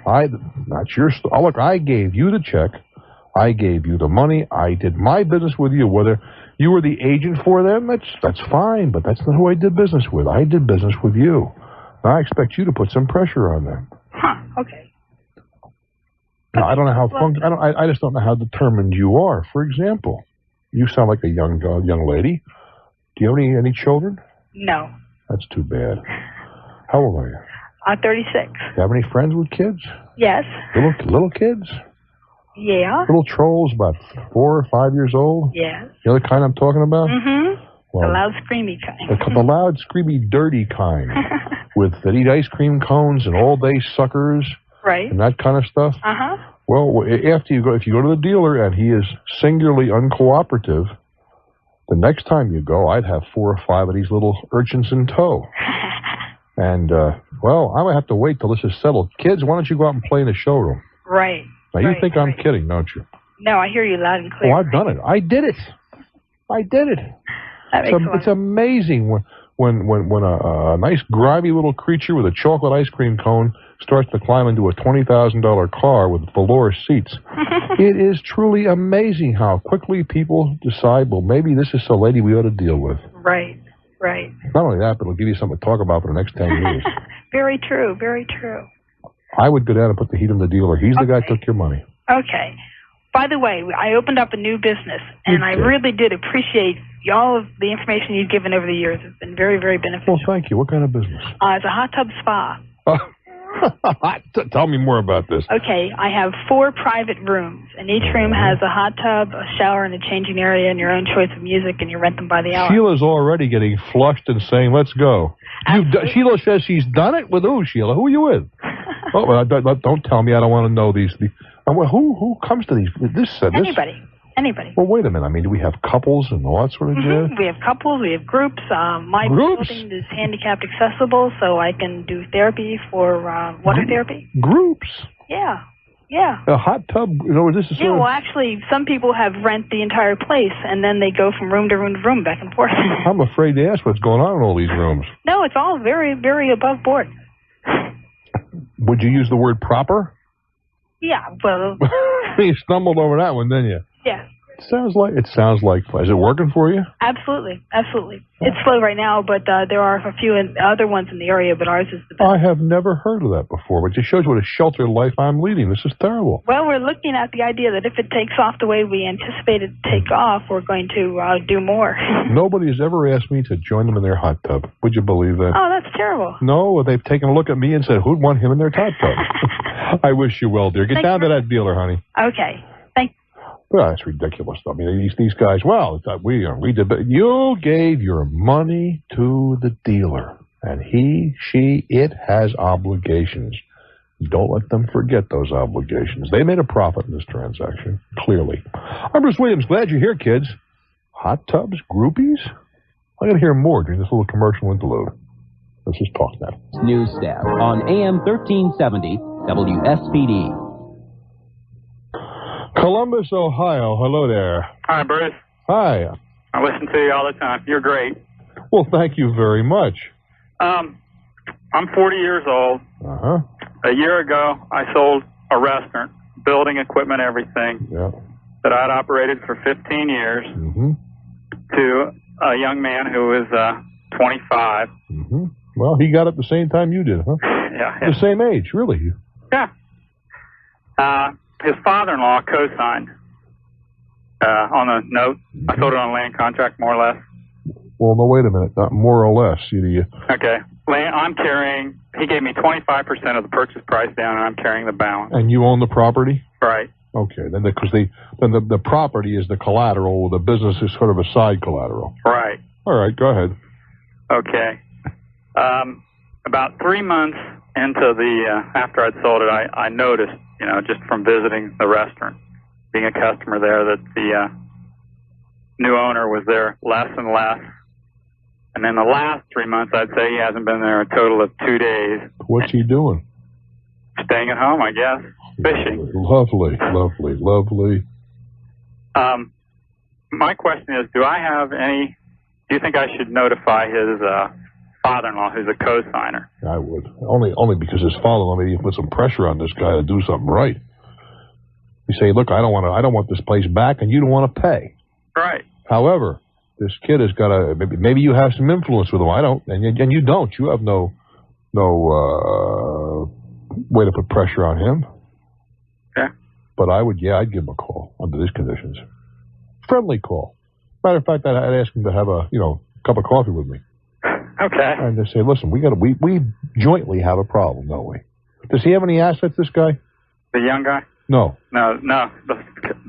Yeah, he has lots of assets. The father-in-law. The father-in-law has lots of assets. Okay, then I'd sit down and talk with him and say, you're on the hook here. Now, I really don't want to come after you if something goes wrong. But let's see if we can build a fire to this kid while there's something worth salvaging. Okay. The restaurant business, as you know, doesn't run by its own. Very few businesses run by themselves, my experience. Right. Very few. I wish you well, kid. Okay. Good luck. Thank you, Bruce. And onward and upward to Omaha, Nebraska. Hello. How you doing? I'm doing real well, thank you. Enjoy your show. Thank you. Very informative. Got a question for you regarding a health club membership. Alrighty. Having a problem with the local company. I've had a membership now for not quite 18 months. The club itself is under its third owner now. In that period of time, it opened new. I supposedly bought a lifetime membership. Yeah. And there seems to be a problem with it now. The new owners don't want to recognize any prior contracts. They're saying, oh, those guys, hey, they're in Central America someplace. That's about the story. Well, you see, the problem here is, did they buy assets only, or did they buy a corporation? If they bought assets only, they're right. Now, I think from a business point of view, they're wrong in that you're never going back there again. Well, for the money I have invested in in other words, I feel like I need to, and Well, no. Let's assume what they say. Listen, you're stuck. Too bad, Charlie. Right. You're not going to give them any money and go back there again, I don't think. That's correct. I would hope so. I would hope not. But on the other side of that, if the other guys had a lot of paper outstanding, a lot of paper, right, they're liable to say, we're not going to eat this kind of stuff. So the first thing you have to determine, and that's not the easiest thing to do, how much money are you on the hook for? Right now, a little in excess of $1,200. That's substantial. See, you got to find out if they had an assets only. You know what I mean by assets only? Right. Versus a corporate sale. And I would be if I had a bet, I'd bet it was an assets only deal. Well, now, bear in mind, the first gentleman that had the club itself, it is a franchise of a national club. I know I can't say on the air, but okay. I think he sold a lot of blue sky up front and since left town. Have you contacted the company that franchises this club? I'm talking about the home office. The home office. In the process of doing that now. I understand through a local TV station here that there is a potential class action suit. Yeah, well, that would be the next thing to do, you see, because they have a little more to lose here than in terms of their corporate reputation. Right. So I would think that might be your next step. I just wonder if there was any recourse against the national company. Well, that's what I'm talking about. That's what I'm talking about. Whether or not there's a direct I don't know the answer to that. We're getting to a legal area. Sure. Their contention is going to be this guy's an independent businessman. Your contention is going to be, obviously, that may be, but you licensed them to use your name, and it was your name that enticed me in there because of the stability that I thought that your name offered. How was I to know that this guy was not you? Sure. You see, and that's the court. The courts, I think, are look a little more favorably on your position than theirs. The gas companies are very big for that. You have a problem with the Jimmy Johnson's service station, right? Right. And they say, well, he's only a franchise and whatever and so on and so forth, and we can't control him. He's an independent businessman. Well, how come he's got his sign up there saying this well-known name? And I've really forgotten and I apologize for that, but I've forgotten the point of law that they've hung their cases on, but they've been unsuccessful in times defending that point of view because you have come to rely on that name. Sure. You didn't know that. First of all, how are you supposed to know it's an independent station? Well, unless you look over the door someplace and it says Jimmy whatever proprietor. Right. You don't know that. So my position would be, I came there. How was I to know it was this local miscreant was going to take off? I came because of your good officers. Right.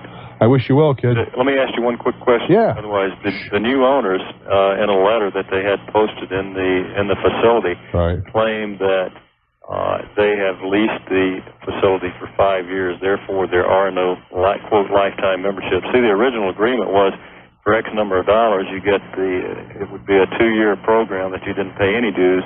Then after that, it would be on an annual basis renewable at $115 per year for the entire family, with a small escalation factor. Yeah, well, lifetime, anytime somebody's giving you something for a life, you get nervous. Right. Because a lifetime thing is only as good as the life of the person offering it, or the corp offering it. Right. So these lifetime guarantees.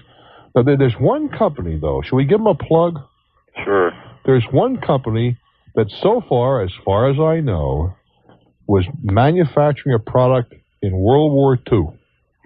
And they offered a lifetime maintenance agreement on that product, and people are still sending them in. They're still doing them. You know what I'm talking about? Who would that be? I'm not sure. Zippo lighters. There you go. You know, those World War II type lighters, the whole top would flip back. They're a very simple device. Right.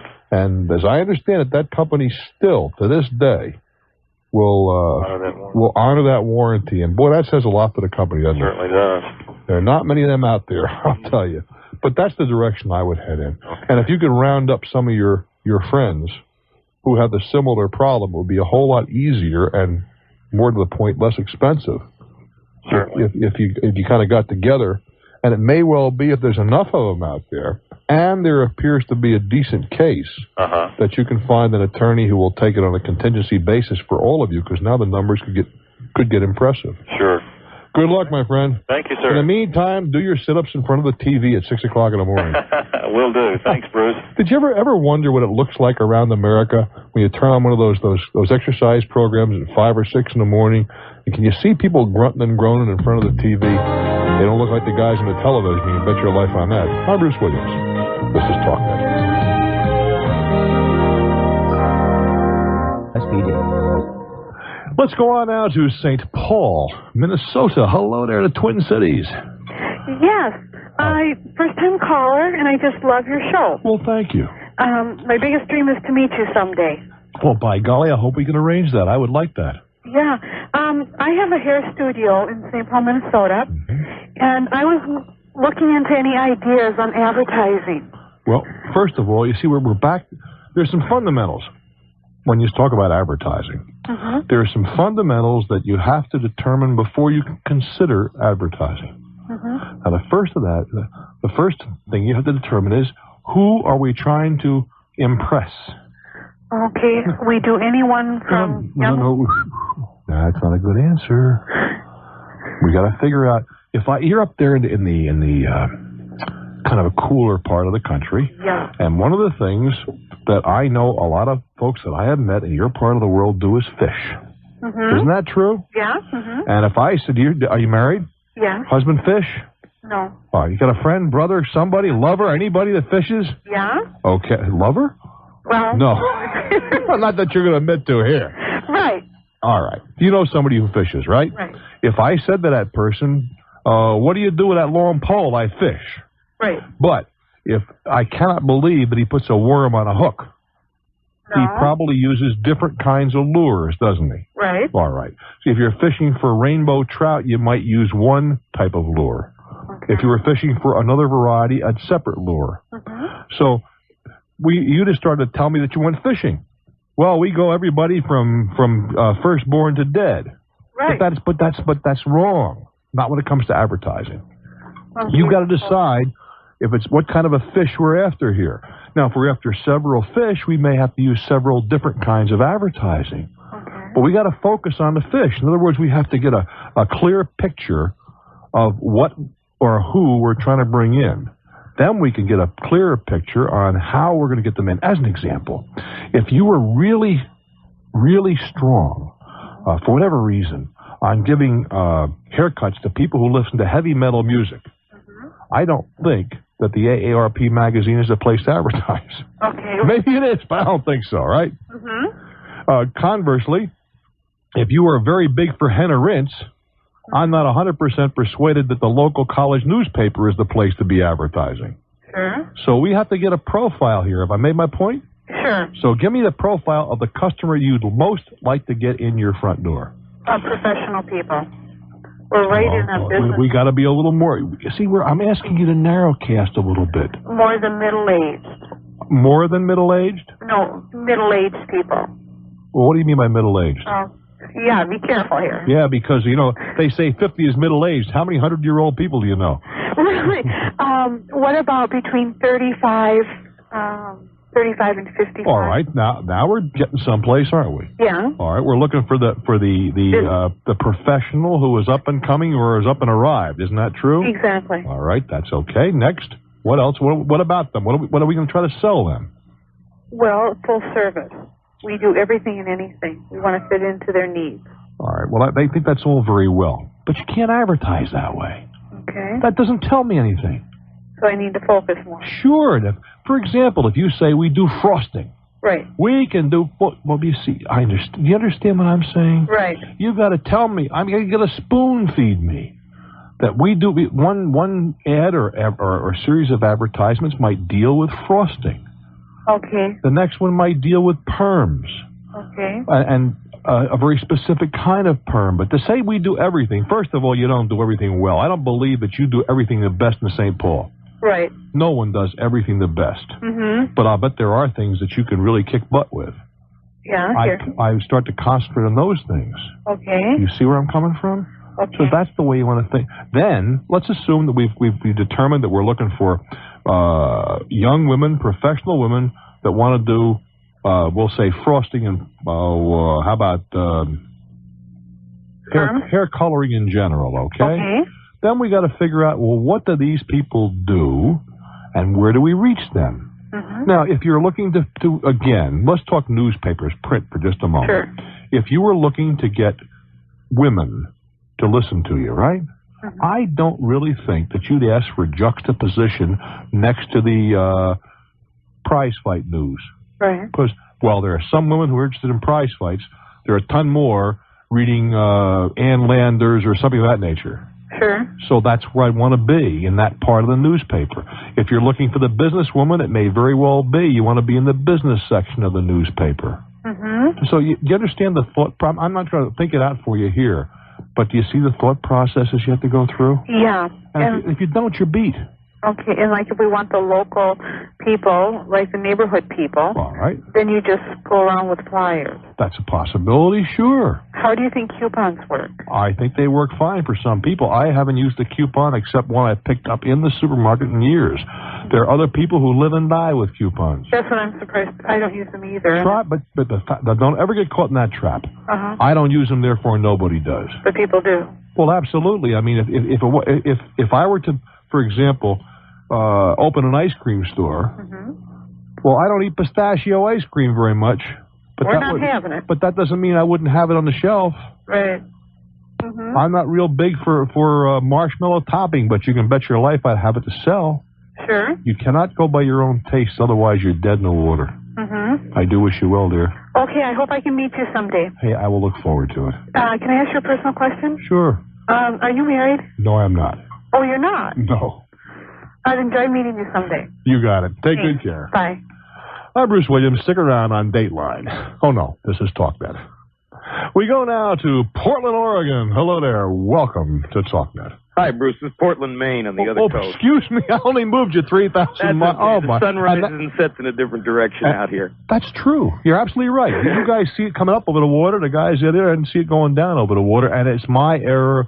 It clearly says Portland, Maine, right in front of my baby blues. What can I do for you? That's okay. First, a quick compliment. I can understand why that lady would like to meet you. My wife generically does not like talk radio. Uh-huh. She will sit glued to you. Well, she trusts you, and it's on her urgings that I'm calling. Well, I am delighted. You compliment her on 2 ports. Okay. Her taste in talk show hosts and husbands. Thanks. What's doing, kid? Quickly, business question here. I've got an opportunity to acquire a pretty good franchise store at the largest enclosed shopping mall in Maine.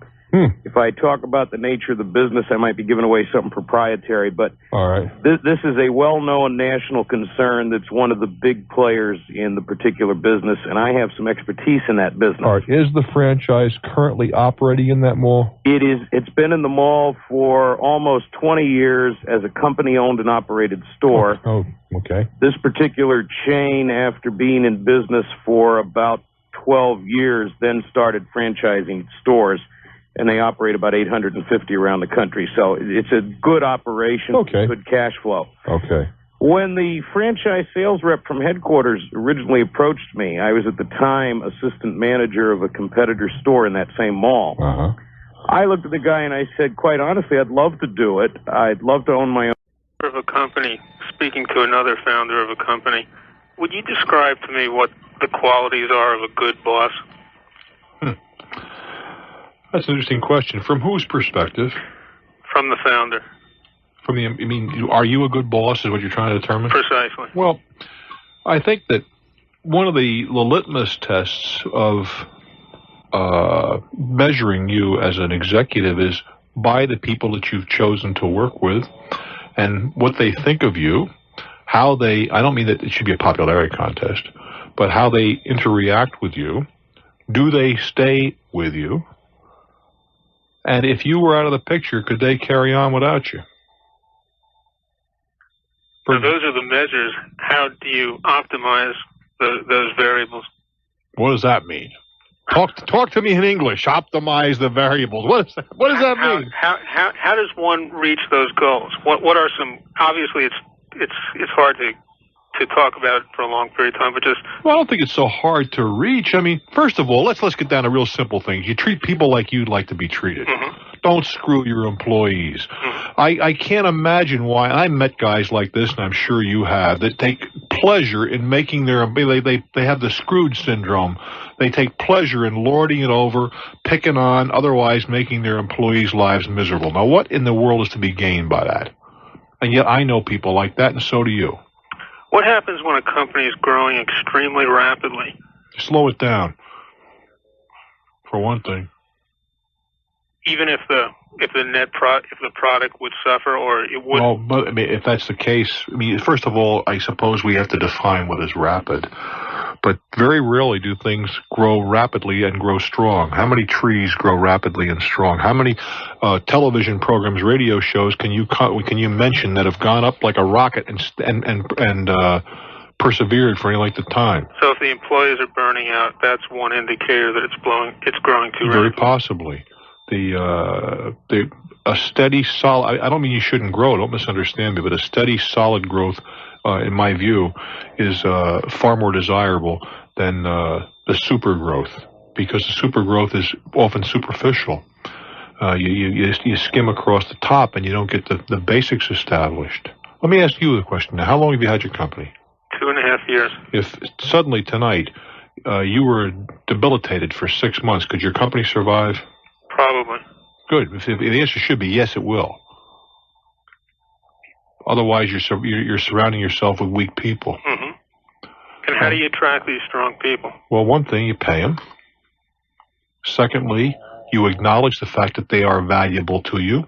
You allow them to make decisions, and you allow them to make mistakes. You don't chew them out every time they make a mistake. You don't blast them. I don't know if these guys in the control room think I operate that way around here or not. And they're just laughing at me at this point. But I mean, I don't try to beat up on people who work with me. Now, I expect certain acceptable levels of behavior and acceptable levels of work. I don't anticipate a whole lot more from somebody who works with me than I get from myself. But I think you treat people decently. There's no excuse for not treating them decently, in my view. And if they're not doing a job, finally get rid of them. And you don't do anybody a favor by hanging on to them when they're not doing the job. You do it unless there's a physical anomaly. There's always a possibility there, but you know what I'm saying, on balance. Mm-hmm. But the most important resource you can find in any enterprise is the people that you work with. Mm-hmm. And I truly try to treat them well. Mm-hmm. I don't know if I'm always successful in that regard, but I think the litmus test is, do they hang around? Mm-hmm. Do they stick around? And in that respect, I think that we have enjoyed more than our share of success. Well, you're the gold standard of talk radio, and it was a great pleasure to speak with you. Well, you're very kind. Thanks very much, my friend. Good luck with the business. Bye-bye. I'm Bruce Williams. Stick around for more. Winchester, Kentucky. Hello there. Welcome to Talknet. Good afternoon, Bruce. Hi. I'm a first-time caller and also a first-time listener. My goodness gracious, I'm glad to have you around, kid. I had never heard your program until you were on Jack Patty's show just recently on the WVLK AM in Lexington, Kentucky. Yeah, we talked in the daytime. Yeah. Sure. Yeah, and really enjoyed listening to you then, and on my way home from school tonight, I plugged you in. I've got a little bit of a problem. Well, we've only got a little bit of time, so accelerate. Okay, I'll make it quick. Okay. Last November on WVLK radio, I won a pickup truck. How nice. The pickup has been super. I loved it, and it's just been incredible. Yeah. Well, this year I had to declare it on my income taxes. Yes, indeed. How nice. And my wife and I combined to make about $39,000, but with all of our medical deductions, because we have a son with some medical problems, we generally stay in the 15% bracket, tax bracket. Well, you're going to be at 28% this time. Well, we would have stayed in the 15% bracket even with the pickup if it hadn't been for one thing. What's that? On the truck, they declared that I received a bumper at $150. How nice. And that puts you over the barrel. Not much I could do about that. Hey, I got to mention something because I am really pleased and proud. The WCAU Talk Radio 1210 is now a member of the Talknet family. This is a killer radio station in Philadelphia, Pennsylvania. Chris Whiting is the vice president and GM. Greg Tatum, the program director. Mark Wydell, the general sales manager. And we're going to join the morning show in a moment or two with Tony Bruno. And there's a guy named Michael Thompson working at WCU, a protege of ours here at Talknet, worked with us for a long time, and we're happy with CAU, WCAU Talk Radio 1210 in Philadelphia. We're really proud and pleased to be part of the team, guys. I'm Bruce Williams. This is Talknet. Wills Point, Texas. Hello there. Hi, I've listened to you for years, and you've helped me several times, so I'm hoping you can help me again. Well, I will do my very best. Great. Well, I'm a new stay-at-home mom, and I'm trying to cut expenses, so we're looking at refinancing our home. A stay-at-home mom, huh? Mm-hmm. I feel like it's my responsibility to raise my child. Well, I'm not going to argue with that.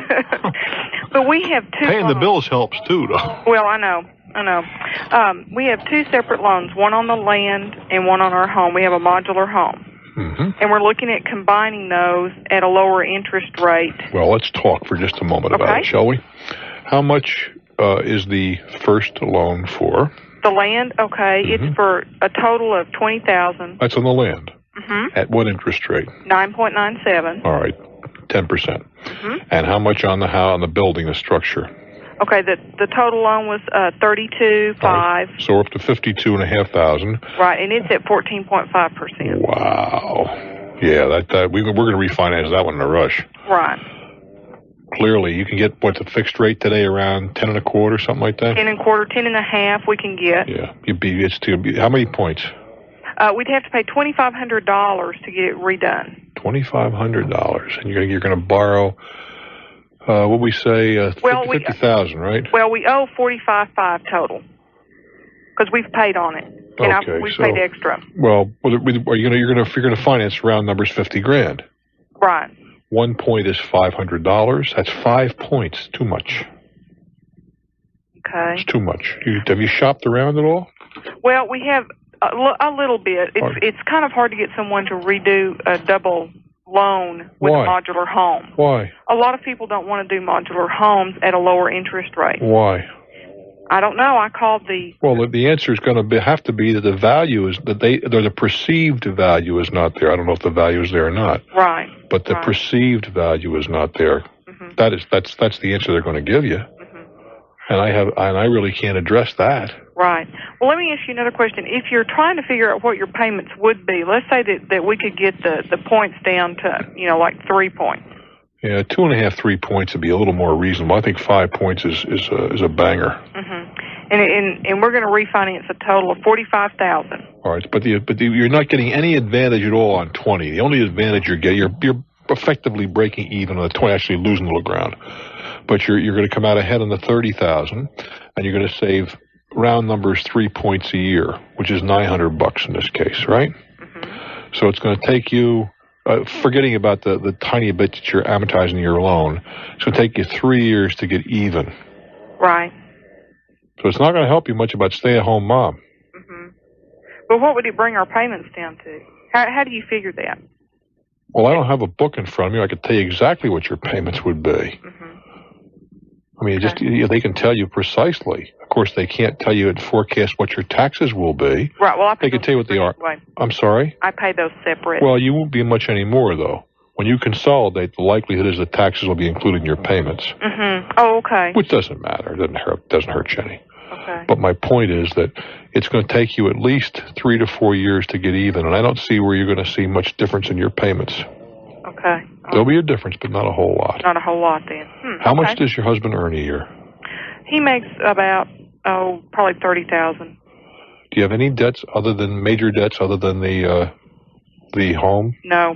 Well, you should be able to handle that. How much were you earning?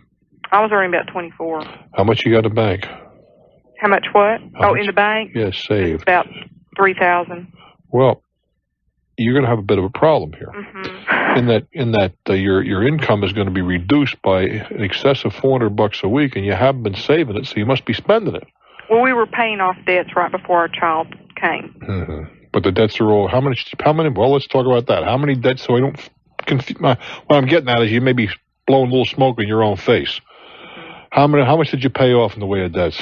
Well, from March through December of last year, we paid off about $4,000 in debt. That ain't doing it, kid. You still got a big leak someplace. Okay. Do you see what I'm saying? Yeah, as far as you making $30,000, we ought to be able to get by. No, that's not what I said. Oh. That's not what I said at all. Yes, you should probably be able to get by, but the point is that during the last year, you're convincing yourself, well, we paid off debts. That's very true, but there's another $16,000 went someplace, take home, or certainly 14. Where'd that go?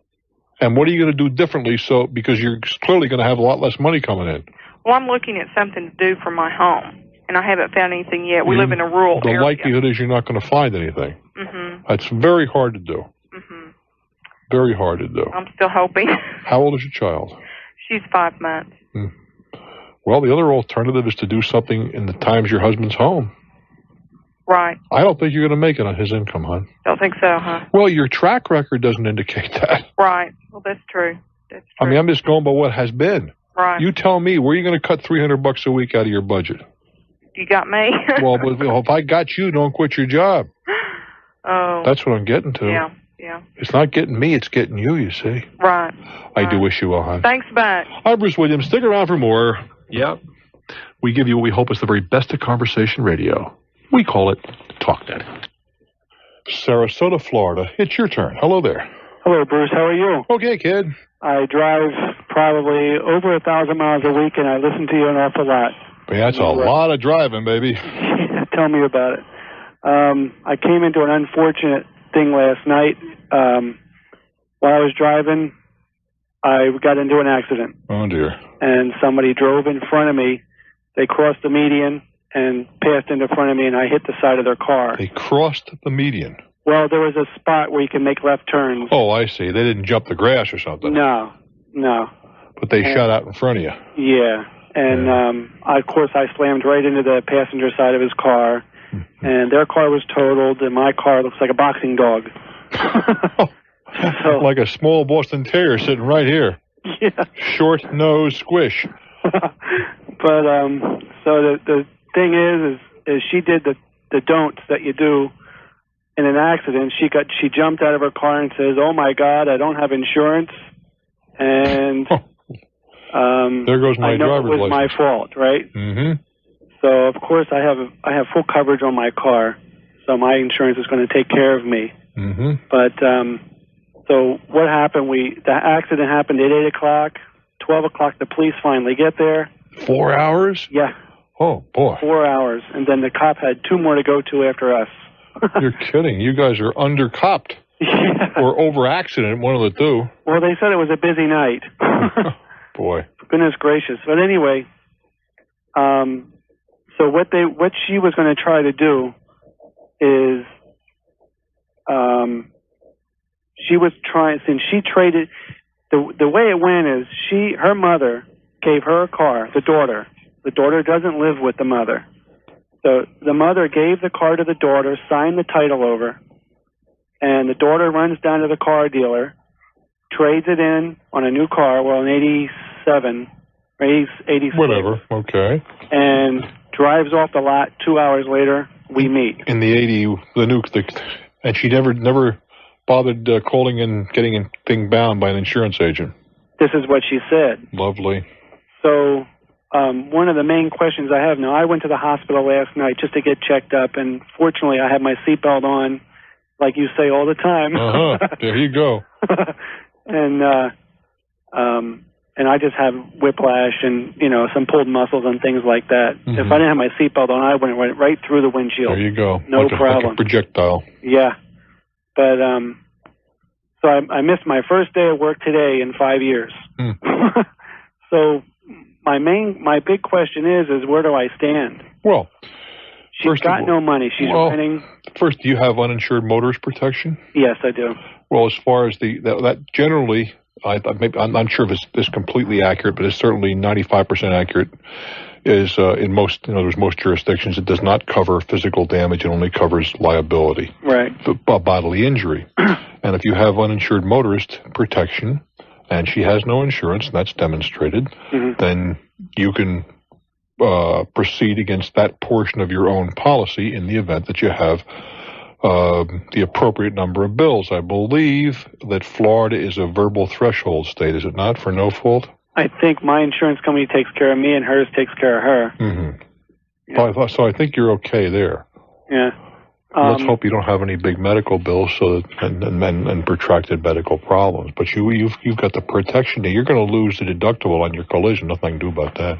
Yeah, that's one of my questions. I think I was going to go for a $500 deductible because it lowers the price. Right, but I went for $250. Thank God. Okay. Well, so, either way, $250 not going to break you.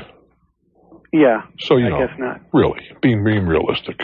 Yeah, but what about a rental car? Now I drive a lot, and I need a car. Now I have another car I'm going to use, but it's got 140,000 miles on it. Oh, just hardly broken in. Yeah. And what do I do about a car? Well, again, unless you have protection in your own policy, you're out of luck. Look, the lady hasn't. Let me explain something to you. There's you can sue this lady. It's not worth it. But if she doesn't have anything, what good is it? Yeah, she's blood. You can't get blood out of a stone. Exactly. So unless your policy provides for it, you're going to look in your right-hand pocket and find the cost. Yeah. Yeah. That's the long and the short of it. Yeah, it's just a shame I didn't ask her if she had insurance before we hit. Well, I got a suspicion you'd have to speak very quickly had you worked that out. No, it's unfortunate, and then some people are grossly irresponsible. It would appear this is one of those folks. Yeah, she didn't have a license either. What? All she had was the ability to get another car out of a... I don't know how she got the car out of the dealer. Was that financed? Yeah. Now, I called the dealership. Yeah. Now, I should have... I don't know what I should have done. I called the dealership this morning, and they said, we're checking into it, we're going to get back to you. And called them back later on, and they said, well, she signed the papers, the title was signed over, and it's not our responsibility. Probably isn't. And get this, the father throws a fit because his name's on the deed, too, to the car she traded in. The title, you mean? The title, right. Yeah. He runs to the car dealership this morning, gets out a spare set of keys, and drives the car off the lot. Great family, kid. And but I'm just curious now. If I went and I traded my car in, you're coming up on something that's interesting. I'm going to cut you short because I know where you're coming from. Yeah. And there's a real glitch in most states. Certainly, I'm not familiar with the laws in Florida, but I am in my own state. Or let me rephrase that. Not the law, rather the system. Right. If you were to come to me, I put an ad in the paper. I got a car to sell, and we agree on a price. I hand you, but assuming there's no, and let's make it simple here, because it's not germane to what I'm getting to. There are no encumbrances in the car. I own it free and clear. I flip over the back side of the thing. I have to enter a few things: your name and address, the date, the odometer reading, the fact that I'm selling it to you free and clear, and so forth. And I sign it, right? Right.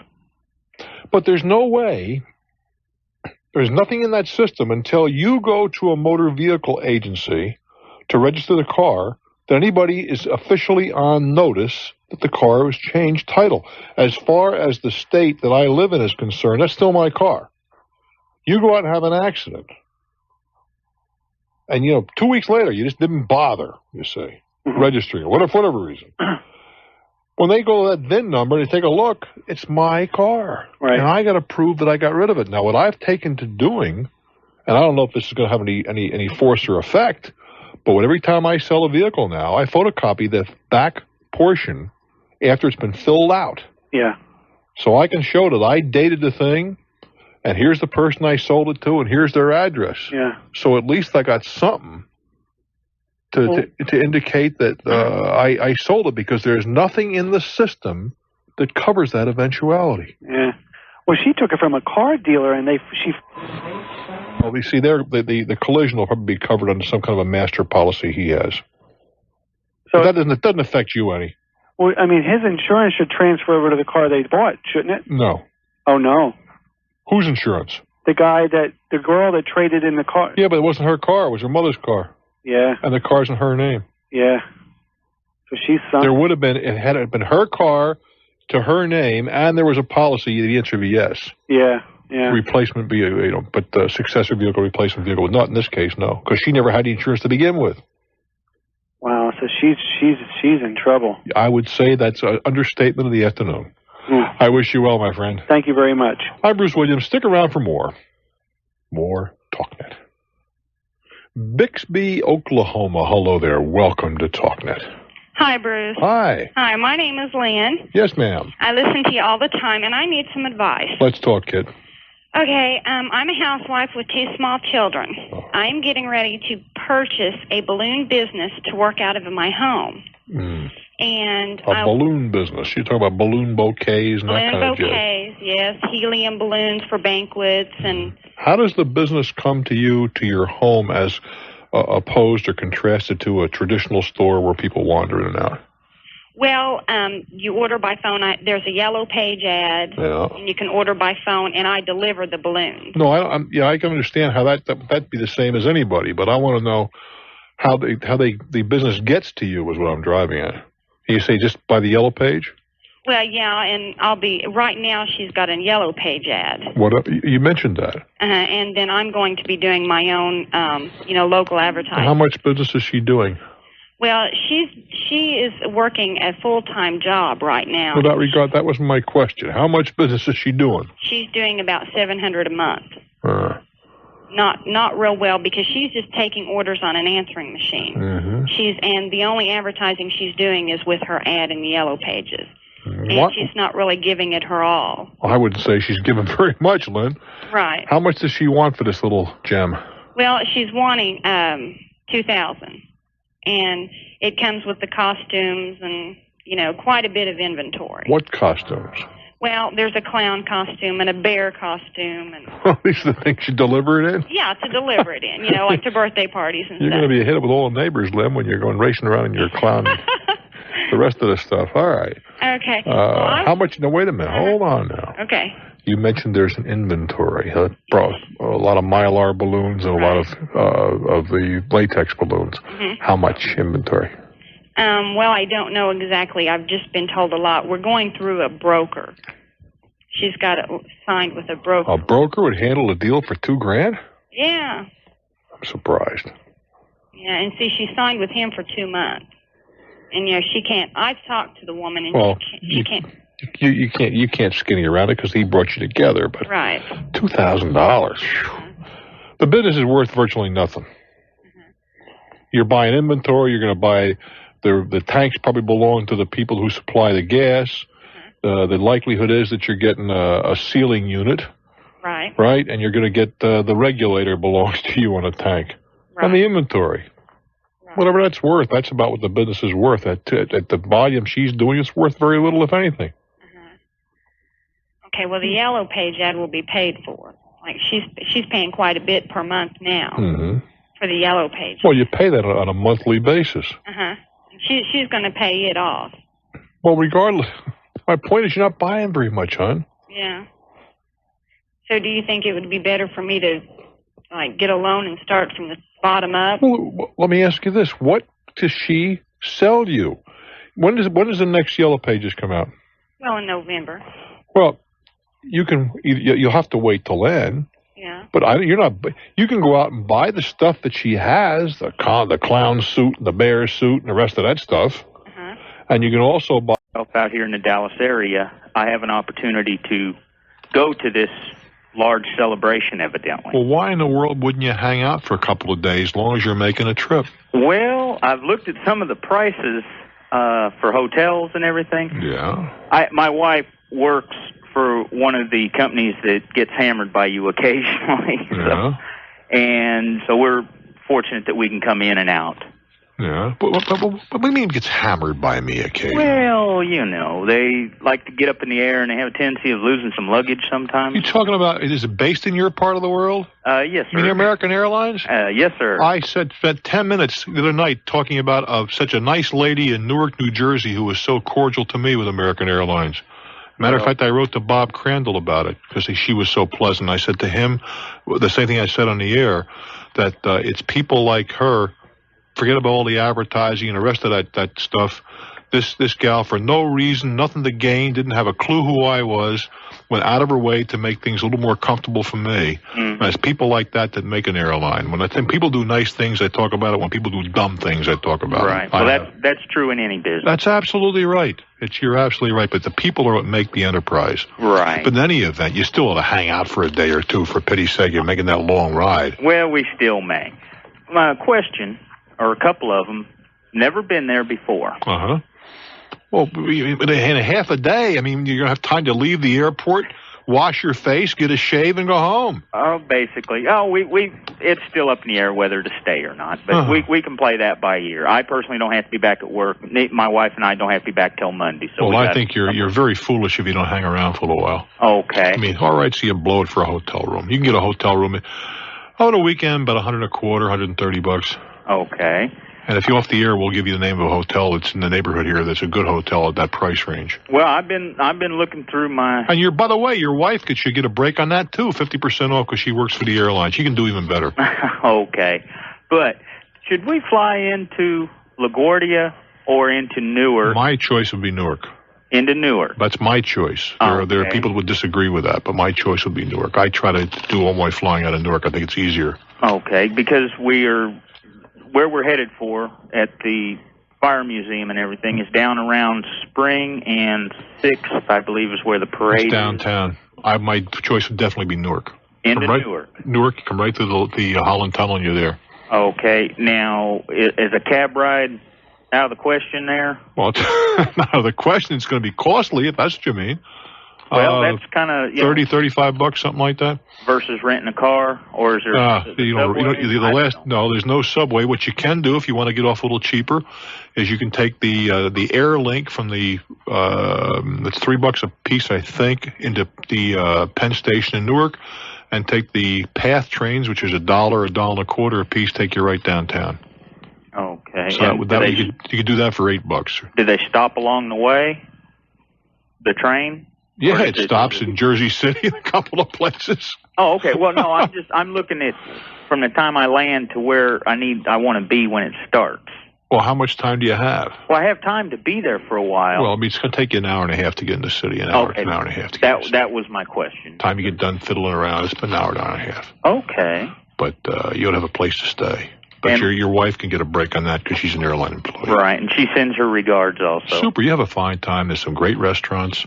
Yeah, you're going to be down in an area where there's a whole, but you're not that far from Greenwich Village. There's a whole lot of good stuff happening this time of the year in the village. A lot of restaurants that you'd probably enjoy. So the city's not as bad as people play it up to. Like it's a super city. Okay. I mean, I'm not a New Yorker, neither by birth nor I don't live here.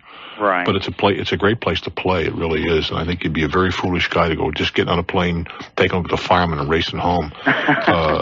You can be Sunday in New York City is a very pleasant place to be. There's a great many things to do. You go to a good brunch in one of the major hotels. That'll be something you'll remember. Take a ride on the Circle Line, or you'll be right downtown. If you're going to stay downtown, take a trip out to the Statue of Liberty. If you've never been there, you've never seen that, you owe that to yourself. Okay. It's very much a part of our life, and you're talking about nickels and dimes to do that. The museums are all open on Sunday. Go back late Sunday night. All righty. Well, I needed to speak to somebody that knew something about this city, and I've gotten two good advice while I was waiting and talking to you all. Enjoy yourself, my friend. Thank you, sir. Take care. I'm Bruce Williams. Agree or disagree? I'm glad you're here. This is Talknet. Fairfax, Virginia. Hello there. Welcome to Talknet. Hi, Bruce. I'm glad to talk with you. I'm a little bit nervous, and if I skip over things, tell me what I didn't tell you. All right. Okay. I want to buy an apartment building. A whole building? A whole building. Yeah, as an investment, I take it? Right. All right. Also to live in. Well, how many apartments in this building? I don't have exactly a particular one in mind, but I have a down payment of between $150,000 and $200,000 from my previous apartment building, which I plan to sell and do one of these tax-free exchanges. Yeah, all right. So I understand that that's probably going to buy me something in the neighborhood of $750,000 to $1 million. That's very possible, depending upon the rent roll. Right. What I need to know is the area that I want to buy in has fairly low turnover, and I've had an agent looking for me for months now, and nothing has come onto the market in that range.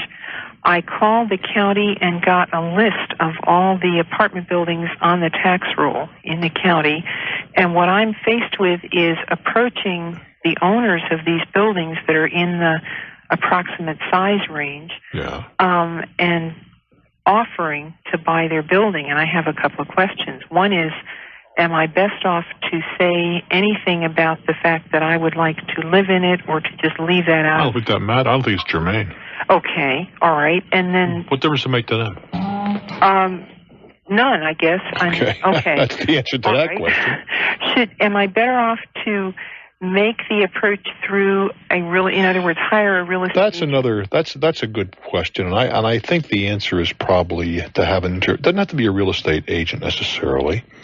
It could be a real estate agent, could be someone in your employ, could be an attorney, but some third party, because they are.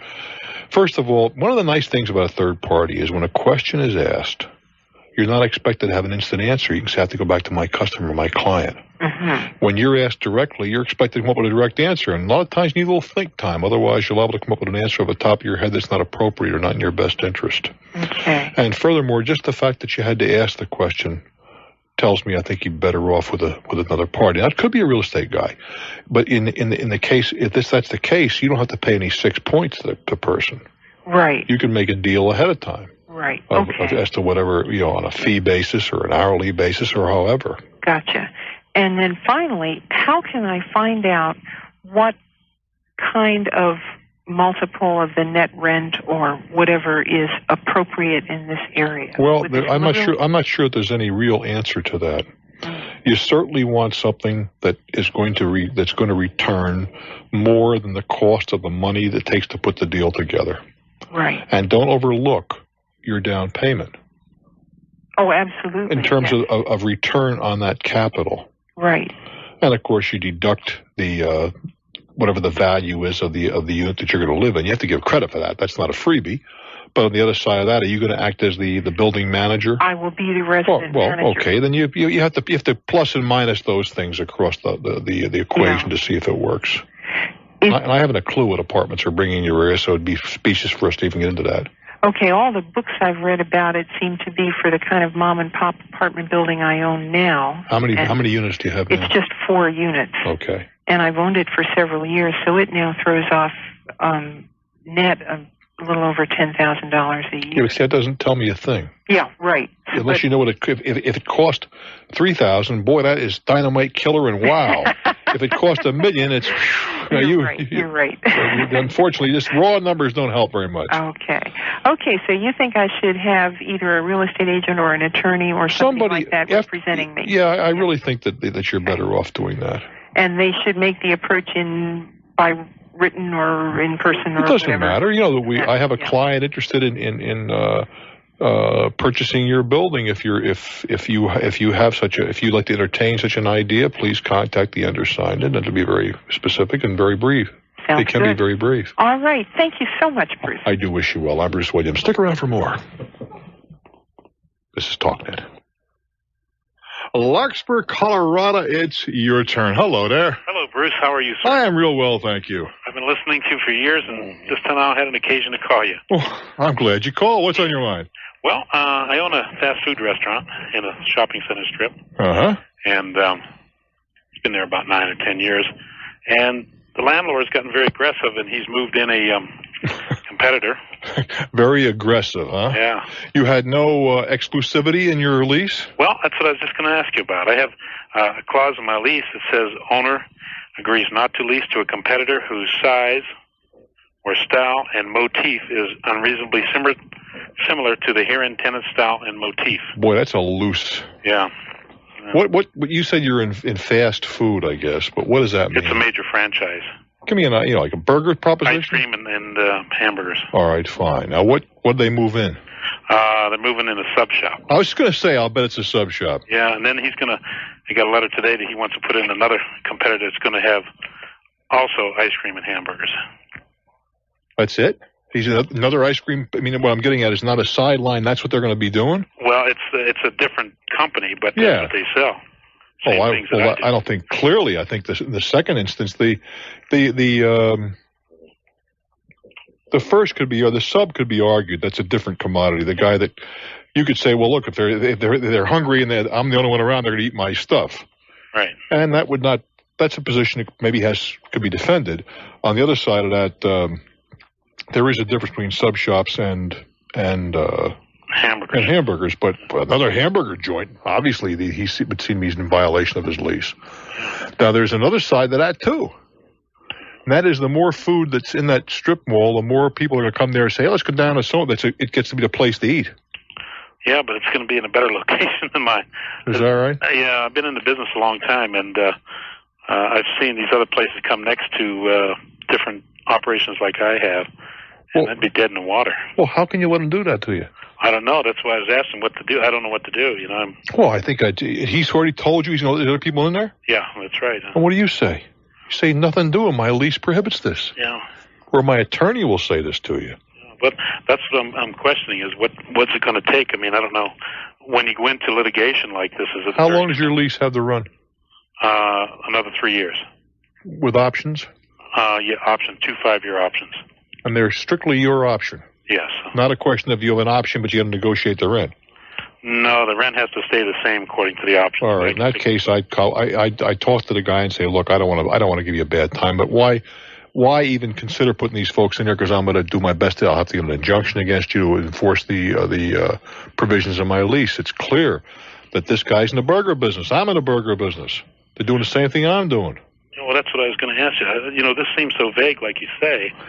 It doesn't specifically say any type of food, It just says size, style, and motif. Well, it is the same, basically the same style. Yeah, it would be fast food, yeah. And, well, the motif, I mean, you can't put two McDonald's in the same place. Well, that's right. Yeah, that ain't going to happen anyway. And style, I guess it would be my style,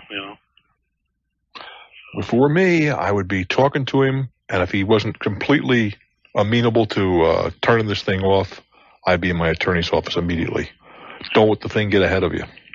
Okay, because it's scaring the heck out of me because, it's like, we planned on staying there and we do real well with it. Uh-huh. But with these two places coming in now, geez, it's cutting the pie pretty thin. Yeah, well, the sub shop I don't think will hurt you too much. Yeah. Well, that's what I figured. But more burgers, you should have the burger lock. Yeah. Somebody wants to open a hot dog heaven or something, I'm not sure I'd quarrel with that. I sell hot dogs, too. Oh, you do? Yeah. You got everything going there, huh? Yeah. All right. Good, really, actually, yeah. But, it bothers me that he's going to do this, he hasn't even said anything to me other than the fact that, hey, this is it, buddy, Well, you say, hey, buddy, this is not it. But as a matter of fact, let me go back aboard this. Does a little guy like me have a chance? Well, sir, what's he, a big guy? Well, he owns the whole shooting match out there. He owns a shopping center. Yeah. Well, you don't have to be a big guy to open a shopping center. You just have a long line of credit. Yeah. But let me rest and regroup here. I would suggest that I'm going to change what I suggested to you. Okay. I call my attorney first. Okay. Did your attorney okay this lease? Yeah. Well, he's the guy that you want to say, hey, I wanted protection. Now, if you didn't get enough protection in there, man. Well, let me retract that a little bit. This lease is I've leased it from the people I bought the place from 3 years ago. I see. So the lease is in place. Yes. Your attorney's not at fault. And of course, maybe yes, maybe no. That could be argued. I would want a more stronger exclusivity clause, but that's neither here nor there. Call your attorney, find out exactly how far he thinks you can push him. I don't think you have a whole lot to lose. You're locked in for 13 years. He's got to live with you. I'd make his life miserable. Well, how do I make it miserable? I mean, I'll tell you how. You go to your attorney, even if you think you're going to lose, you go for an injunction and whatever. You take him to court. You make it so impossible for him, you look for another tenant. I'm Bruce Williams. This is Talknet. We go to St. Augustine, Florida. How you doing, kid? Pretty good. How about yourself, Bruce? Everything's super. I got a question in regards to income taxes. Recently, about 6 months ago, I took on a part-time job as a burger flipper for one of our major chains. And for first time, as a result, when I took the job, I claimed zero deductions on my W-4 or whatever form you fill out. Yeah. And after I figured got my W-2s back, found out I owed money for the first time. Not very much, but it was the first time I'd ever not gotten anything back. Well, that's not a bad situation when you come right down to it. You didn't make an interest-free loan to the government. Yeah, true. But and before I'd always gotten at least $100 back. Well, then you made an interest-free loan to the government. True, yeah. But I just wondered if there's any way to make up for that. Well, certainly you can increase your deductions beyond zero. If let's just say for the sake of discussion that a zero on the chart works up to $20. Yeah. You can go to your employer and say, please withhold 25 or 30 or whatever number you want. Okay. If you have and there's no skin off of his nose, he'll be glad to do that. Yeah. Okay. I was just wondering if you could do that. Sure you can. Okay. Sure you can. Okay. The government's glad to take as much as they can grab. Okay. No, they only get mad at you when they can't. It's fun, It's interesting. If you make some money, they want to be your partner. But if you lose some money, you're on your own, kid. That's the price of capitalism. Yeah. Anyhow, you can increase it anyway, and to any number you choose. Okay. Good enough. Take good care. Keep flipping those burgers, baby. Yeah. Okay. You're an ambitious guy, and there's nothing wrong with that. Webster, New York. Your turn on Talknet. Hi, Bruce. Hello. Hey, glad you were taking my call. Thank you, sir. I got a rather unusual call through the telephone the other day. Well, if you're going to get a call, I always say get them to the telephone. I see. Okay. And they said we want a free trip to Bermuda. Naturally. And all you got to do is what? Right. You have to go to a sales presentation. Yeah. For about 90 minutes. Yeah. And then you put down a $50 deposit. Yeah. Per person. On what? The trip? Yeah, on the trip. Yeah. And then once you listen to the sales presentation, they supposedly give you round-trip fare to Fort Lauderdale, and then a boat trip over to the Bahamas and all the hotels for a week. You were talking about Bermuda. How do we get to the Bahamas? Excuse me. I'm a little nervous. Sorry. That's kind of a convoluted way to get to Bermuda, let me tell you. Right. It's Bermuda. Which is it, Bermuda or the Bahamas? I think it's Bermuda. Well, that's a hell of a way to get there by Fort Lauderdale, I got to tell you. Really? Yeah, Bermuda lays off North Carolina, 777 miles from New York City. Okay, well, maybe I do have it wrong. It's one of those places down there. I've never been down there. So one of those places. Wherever it is down there. I got a feeling they're going to send you to the Bahamas on a ferry boat. On a ferry boat? Yes, sir. And I don't think they're going to give you the airfare. They may give you the ferry boat ride. Okay. They say it's the airfare and the 6 nights lodging. It's going to cost you more than $50, I will guarantee you. Oh, yeah? Yes, sir. Okay. Yeah, we had one. It was supposed to be on yesterday, but there was a screw-up, very candidly. But we hit upon something yesterday, a new system here at Talknet. Just going to get lucky once in a while. We're getting pulled kicking and screaming into the new century here, you see. I got talking to a lady yesterday from California, and she had received what she thought was a winning notice that she gets a new car, you see. And she said, how does that work? Well, there are $4 signs on the thing. It said if you get $4 signs, you get a new car, $3 signs, a trip to Tahoe, $2 signs, TV, and so forth, right? And I said to her, there's a hook in there somewhere. I read it very carefully. I said, hey, wait a minute. You got a fax machine? Yeah. I said, fax it to me. I'll read it over the break.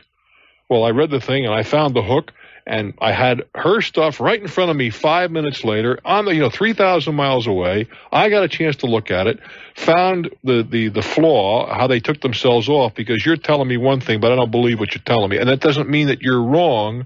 It's just that there's a certain amount of you learn what to look for after a while, right?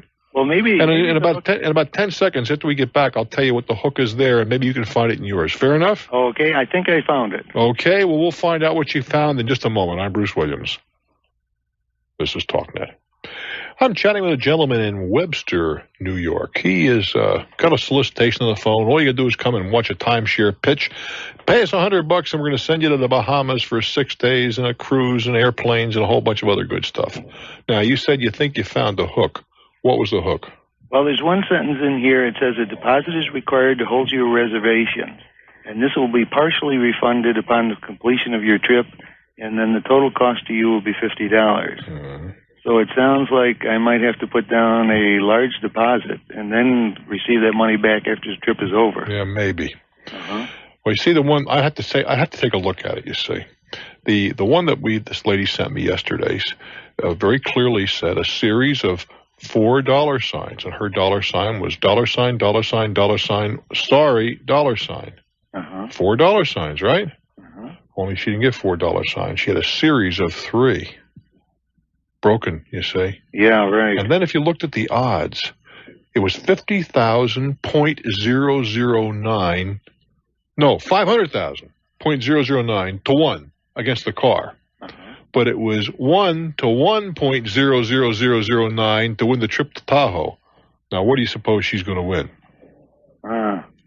What do you think? Well, obviously, a trip to Tahoe, it's a 1-to-1. It's a 1-to-1 deal. You see. Right. So it was all there, and it's just that I've been around this stuff for quite a while and learned how to look for the flaw. Nothing is for nothing. Nobody's going to send you to the Bahamas and whatever for $50. Cannot be done. They do give you a ferry boat ride in some of these pitches and a room in a place you very likely wouldn't want to stay in if you had your druthers. But there's no way they can throw in airfare and all that kind of stuff. Cannot be done. Okay. Just can't be done. There's got to be either they got to charge on one end or charge on the other. Good luck, kid. Thank you very much.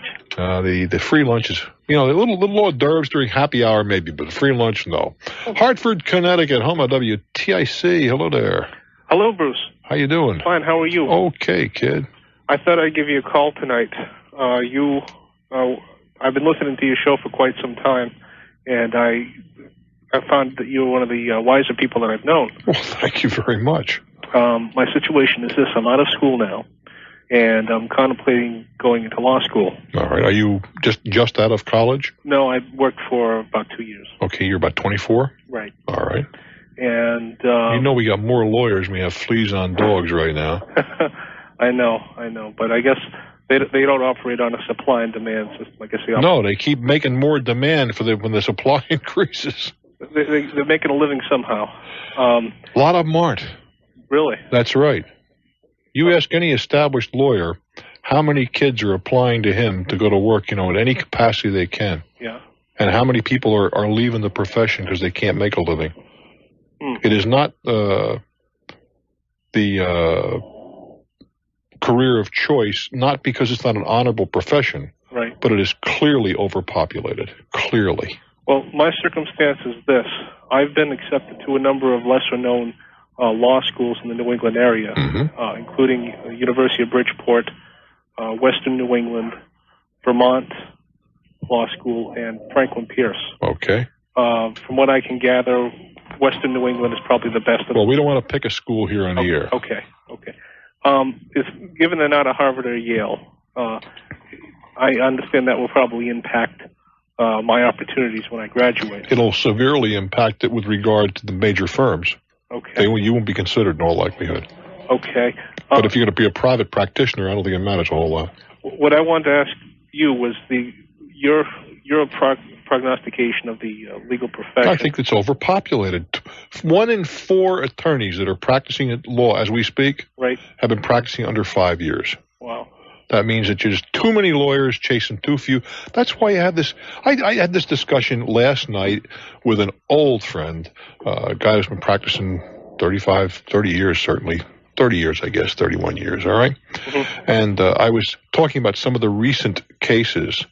And and I talked to one of his former partners the day before with the same stuff. We happen to get, we're still good friends, And like one of the cases was cited in the Wall Street Journal, which is absolutely super 100% outrageous, where a 90-odd-year-old lady loaned money to her grandnephew,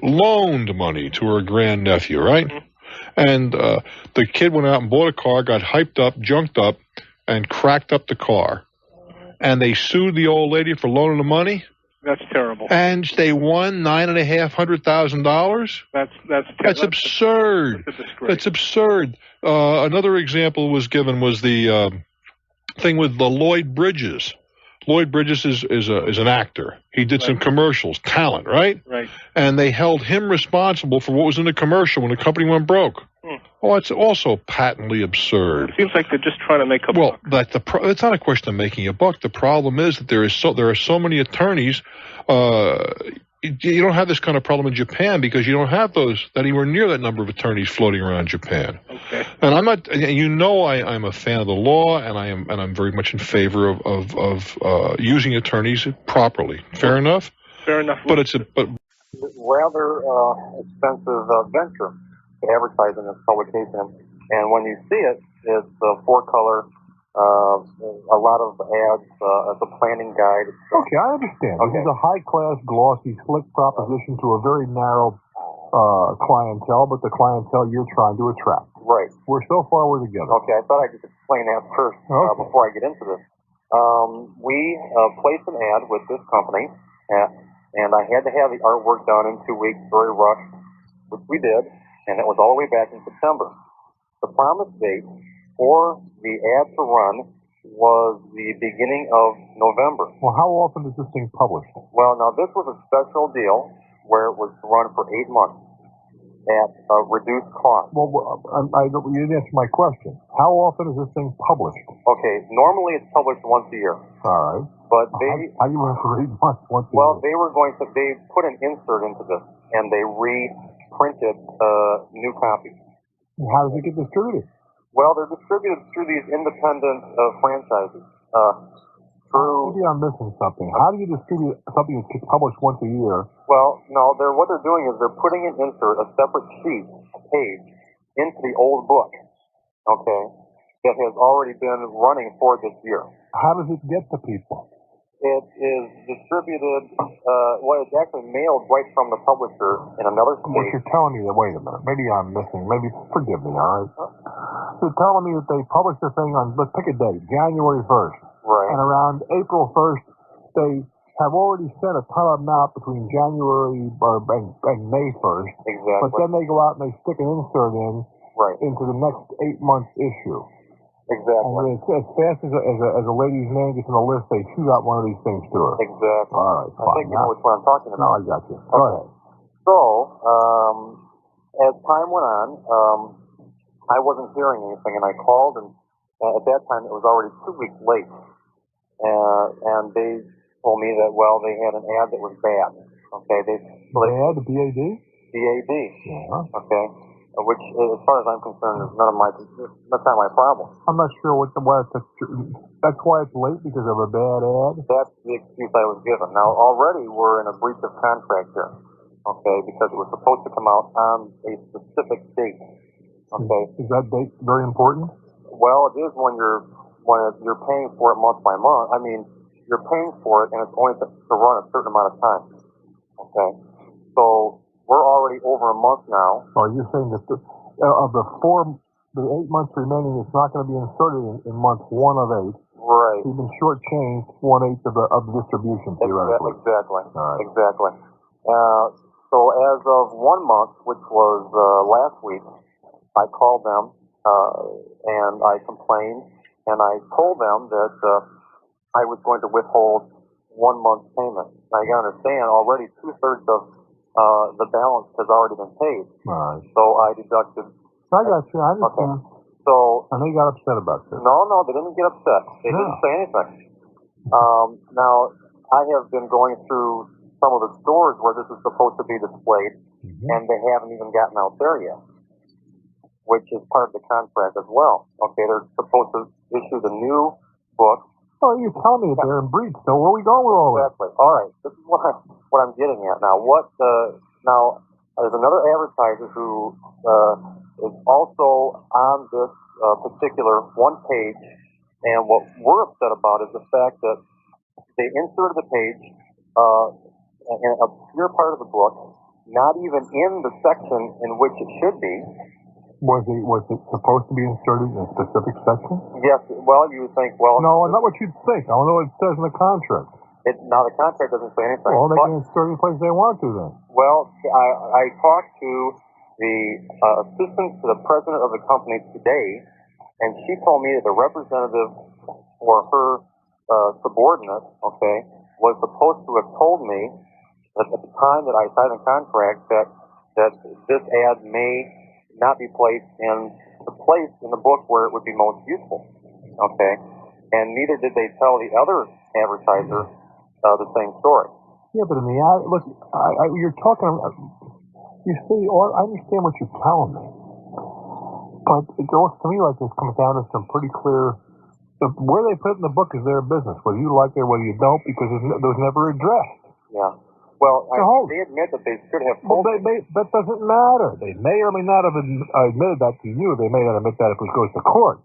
The fact is, they don't have any obligation, apparently, to put it any place except in the book. Now, the fact that they didn't put it out on time, and they missed so many issues and whatever, that's germane to this. But the rest of it is not. Doesn't make any difference. Well, why would it? Well, it'd be great to be in the first page of the book, because that's the first thing. People are never going to miss that. The problem is, this is the problem, that there originally was an index in the book, in the front of the book, and they have a heading for photography. I understand that. Okay, but now the index has not even been amended to reflect this new page. Well, of course not. They're not. The book is exactly as it was in January, except for the insert. Exactly. Well, I mean, I don't know. It just seems to me that getting involved in something like this is a little bit loose. But I think the only thing you have to hang your hat on, seems to me, is the fact that they did not distribute it on a timely fashion. Right. That's it. The rest of the stuff, in my judgment, only my judgment, is not germane to the issue. Okay. It may be important to you. That's why I said it was probably after the fact. But it's not your right. If you should have insisted. Well. In the no, wait a minute, tell me well. In the contract, I want it on page 1. Well, this is more of an academic thing at this point, I think. If you can't get it on page 1, I don't want to do business with you. Yeah. Or page 2, or something like that. Exactly. But you didn't. But the one thing is not academic to the extent that they didn't deliver what they said they'd deliver. And that you should go after. Okay. Good luck, kid. Thank you very much. There's lessons there for all of us in business. Because let me tell you something, my friend. I have screwed up more than you'll ever want to screw up. I learned. I'm still learning. Hey, 2 to 6 tomorrow, Wednesday, we'll be here. We, I think means Sheila and I, holding hands in the studio, getting together with you on tape for broadcast at a future date. I hope you'll join me. This is Bruce Williams. This is Talknet. 70 WSPD is Toledo's news station. Utica, not New York, Michigan. Hello. Yes, how you doing? I'm okay. Well, I got a question for you here. I won a trip, and more or less, you had to go down to this travel club and pick up your gifts, and then when you got down there, you had to sit and listen to a spiel, and then they tried to talk you into buying a membership. In what? For a travel club. Oh. Okay. And they did their best. Did they persuade you? Yeah, they did. Okay. And then I got home, and my wife and I were talking about it, and kind of decided that, yeah, we would use it, but not right now. And so then we decided to cancel it. Mm-hmm. And right in the contract, it states that you have 3 business days to cancel the contract. Let me go back a little bit. When they sold you this thing, where did you go for? I don't mean, did you go to a hotel or? No, I went to a place of business. Their place of business? It's a major hotel. No, wait a minute. This is important now. I asked you about a hotel. You said no. Well, yeah, it's a I didn't go to a hotel. It's a hotel chain that this club is through. That may be, but I want to know, did you go to a place where they have an ad in the yellow pages where they're there 12 months a year, or did you go to some temporary place? I'm not sure if it's a temporary. It's not a temporary place. It's on the outside of the building. It has the name of the hotel chain and of the place, so it's not a temporary place. You understand why I'm asking the question? Not really. Because there's a federal law that says if they do business away from their main location, the regular location, you have 3 business days to rescind. If it's if you go to their showroom, you don't have the 3 business days. I go to their showroom. In other words, if you went out, let's make it real simple. You want to buy a Ford, okay? If the dealer comes to your living room, you got 3 days to walk away. Right. If you go down to buy the car at the showroom, you don't get the 3 days. It was designed for the itinerant traveler. It was designed for the guy that came door to door to slow him down with a high pressure. Okay, but what I don't understand, okay, I get this, I sign, I make out one of those little forms for a sweepstake thing. I sign, I win. They call me up. They said, you got to come down and pick it up. Everybody wins, Tiger. Well, yeah. Well, they do. I understand. Fill out 20. Well, so why'd you fill it out to begin with? Just for adventure? I don't know. That's another. Don't you understand that if you filled out 20 of them and 20 different names, all 20 would be winners? Yeah, that's what I've been told. Well, you just been told again. So my only question is, okay, right in the contract it says you have 3 business days to cancel. All right. Okay. So we send a certified letter canceling it. All right.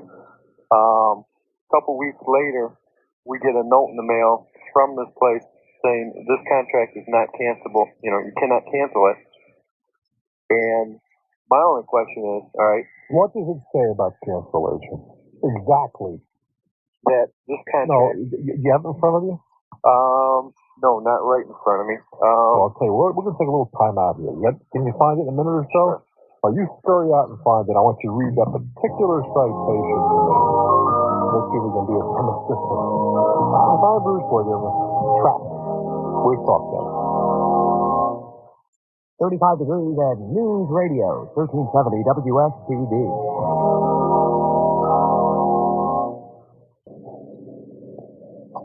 Alrighty, I was chatting with a gentleman in Utica, Michigan. He filled out one of these sucker coupons you see in restaurants and whatever. Winter vacation. Well, everybody's a winner of Phil from now. What they're looking for is people to sell something to. And they sold him on some kind of a travel club, and now he has buyer's remorse, right? Yeah. All right. How much did you spend, by the way, for this thing? $2,400. Oh, dear Lord. What will you get for your $2,400? You get 1 week free accommodation. Free? Yeah. $2,400, yeah. You get anywhere throughout the United States, and they have a list of places. They have a place in Hawaii. What else? But this is you get a week's free accommodations anywhere. What else? And then you get 1 week a year. I'm pretty sure it's 1 week a year free accommodations anywhere. Forever? No, for well, there's so many days that you can use. It's 127 days, I believe it is, for a 10-year contract. And in that 10 years, you get so many free days. Yeah. Where's the word free? You're paying $2,400 a month. Well, that's true. Somehow that doesn't seem free to me. It's not free. But also, besides that, you get 50% off. You get so many days where you get 50% off of the accommodations plus. That's no big deal. You can get that without any problem. Yeah, I can't find the contract. I took it to work to call the people to see why this was, supposedly. Well, I don't know why either. I don't know what it says. You see. Well, it's right in there. It says you may cancel this contract within 3 business days. Well, did it give you a method of cancellation? I don't know if it did or not, but I sent a certified letter. So, well, I know that they had to get it. And then the thing was, they had to get it because then they sent me a notice back saying that you can't cancel this contract. I understand that. That's a good point. Okay. So my only question is, we gave them our Visa card number for a deposit down, $400 deposit down. When that charge turns up on your card, you'll put it into contest. You will document it when you send it. Flip the bill over. It'll tell you how to do that. You're going to send a photocopy of your letter canceling it, along with a photocopy of the contract with the appropriate paragraph circled. Say cancel in 3 days. Well, yeah, I was just wondering because then, I'm wondering what they can do. Well, I don't know the credit. I don't know the. Well, what are you telling me about your credit? But, in other words, because we have a payment plan set up now, we put the $400 down. I understand all that. But if you see what worries me about this is that you have not properly read what this thing says about being able to cancel them. Perhaps you have. Well, we're going to find out. Yeah, okay. My wife just found it. Notice to purchaser. You are entitled to cancel this agreement without penalty or obligation for any reason within 3 business days from the date you sign this agreement. Any payment by you shall be returned within 10 business days upon receipt, of the cancellation. That's all it says? Yeah. And then it says you are... Now, wait a minute. Then don't give me that's all it says and then it says. What does it say? Let's see. It says... Read it. Don't try to preview it for me. Read it. Okay. You are entitled to cancel this agreement without penalty or obligation for any reason within 3 business days from the date you sign this agreement.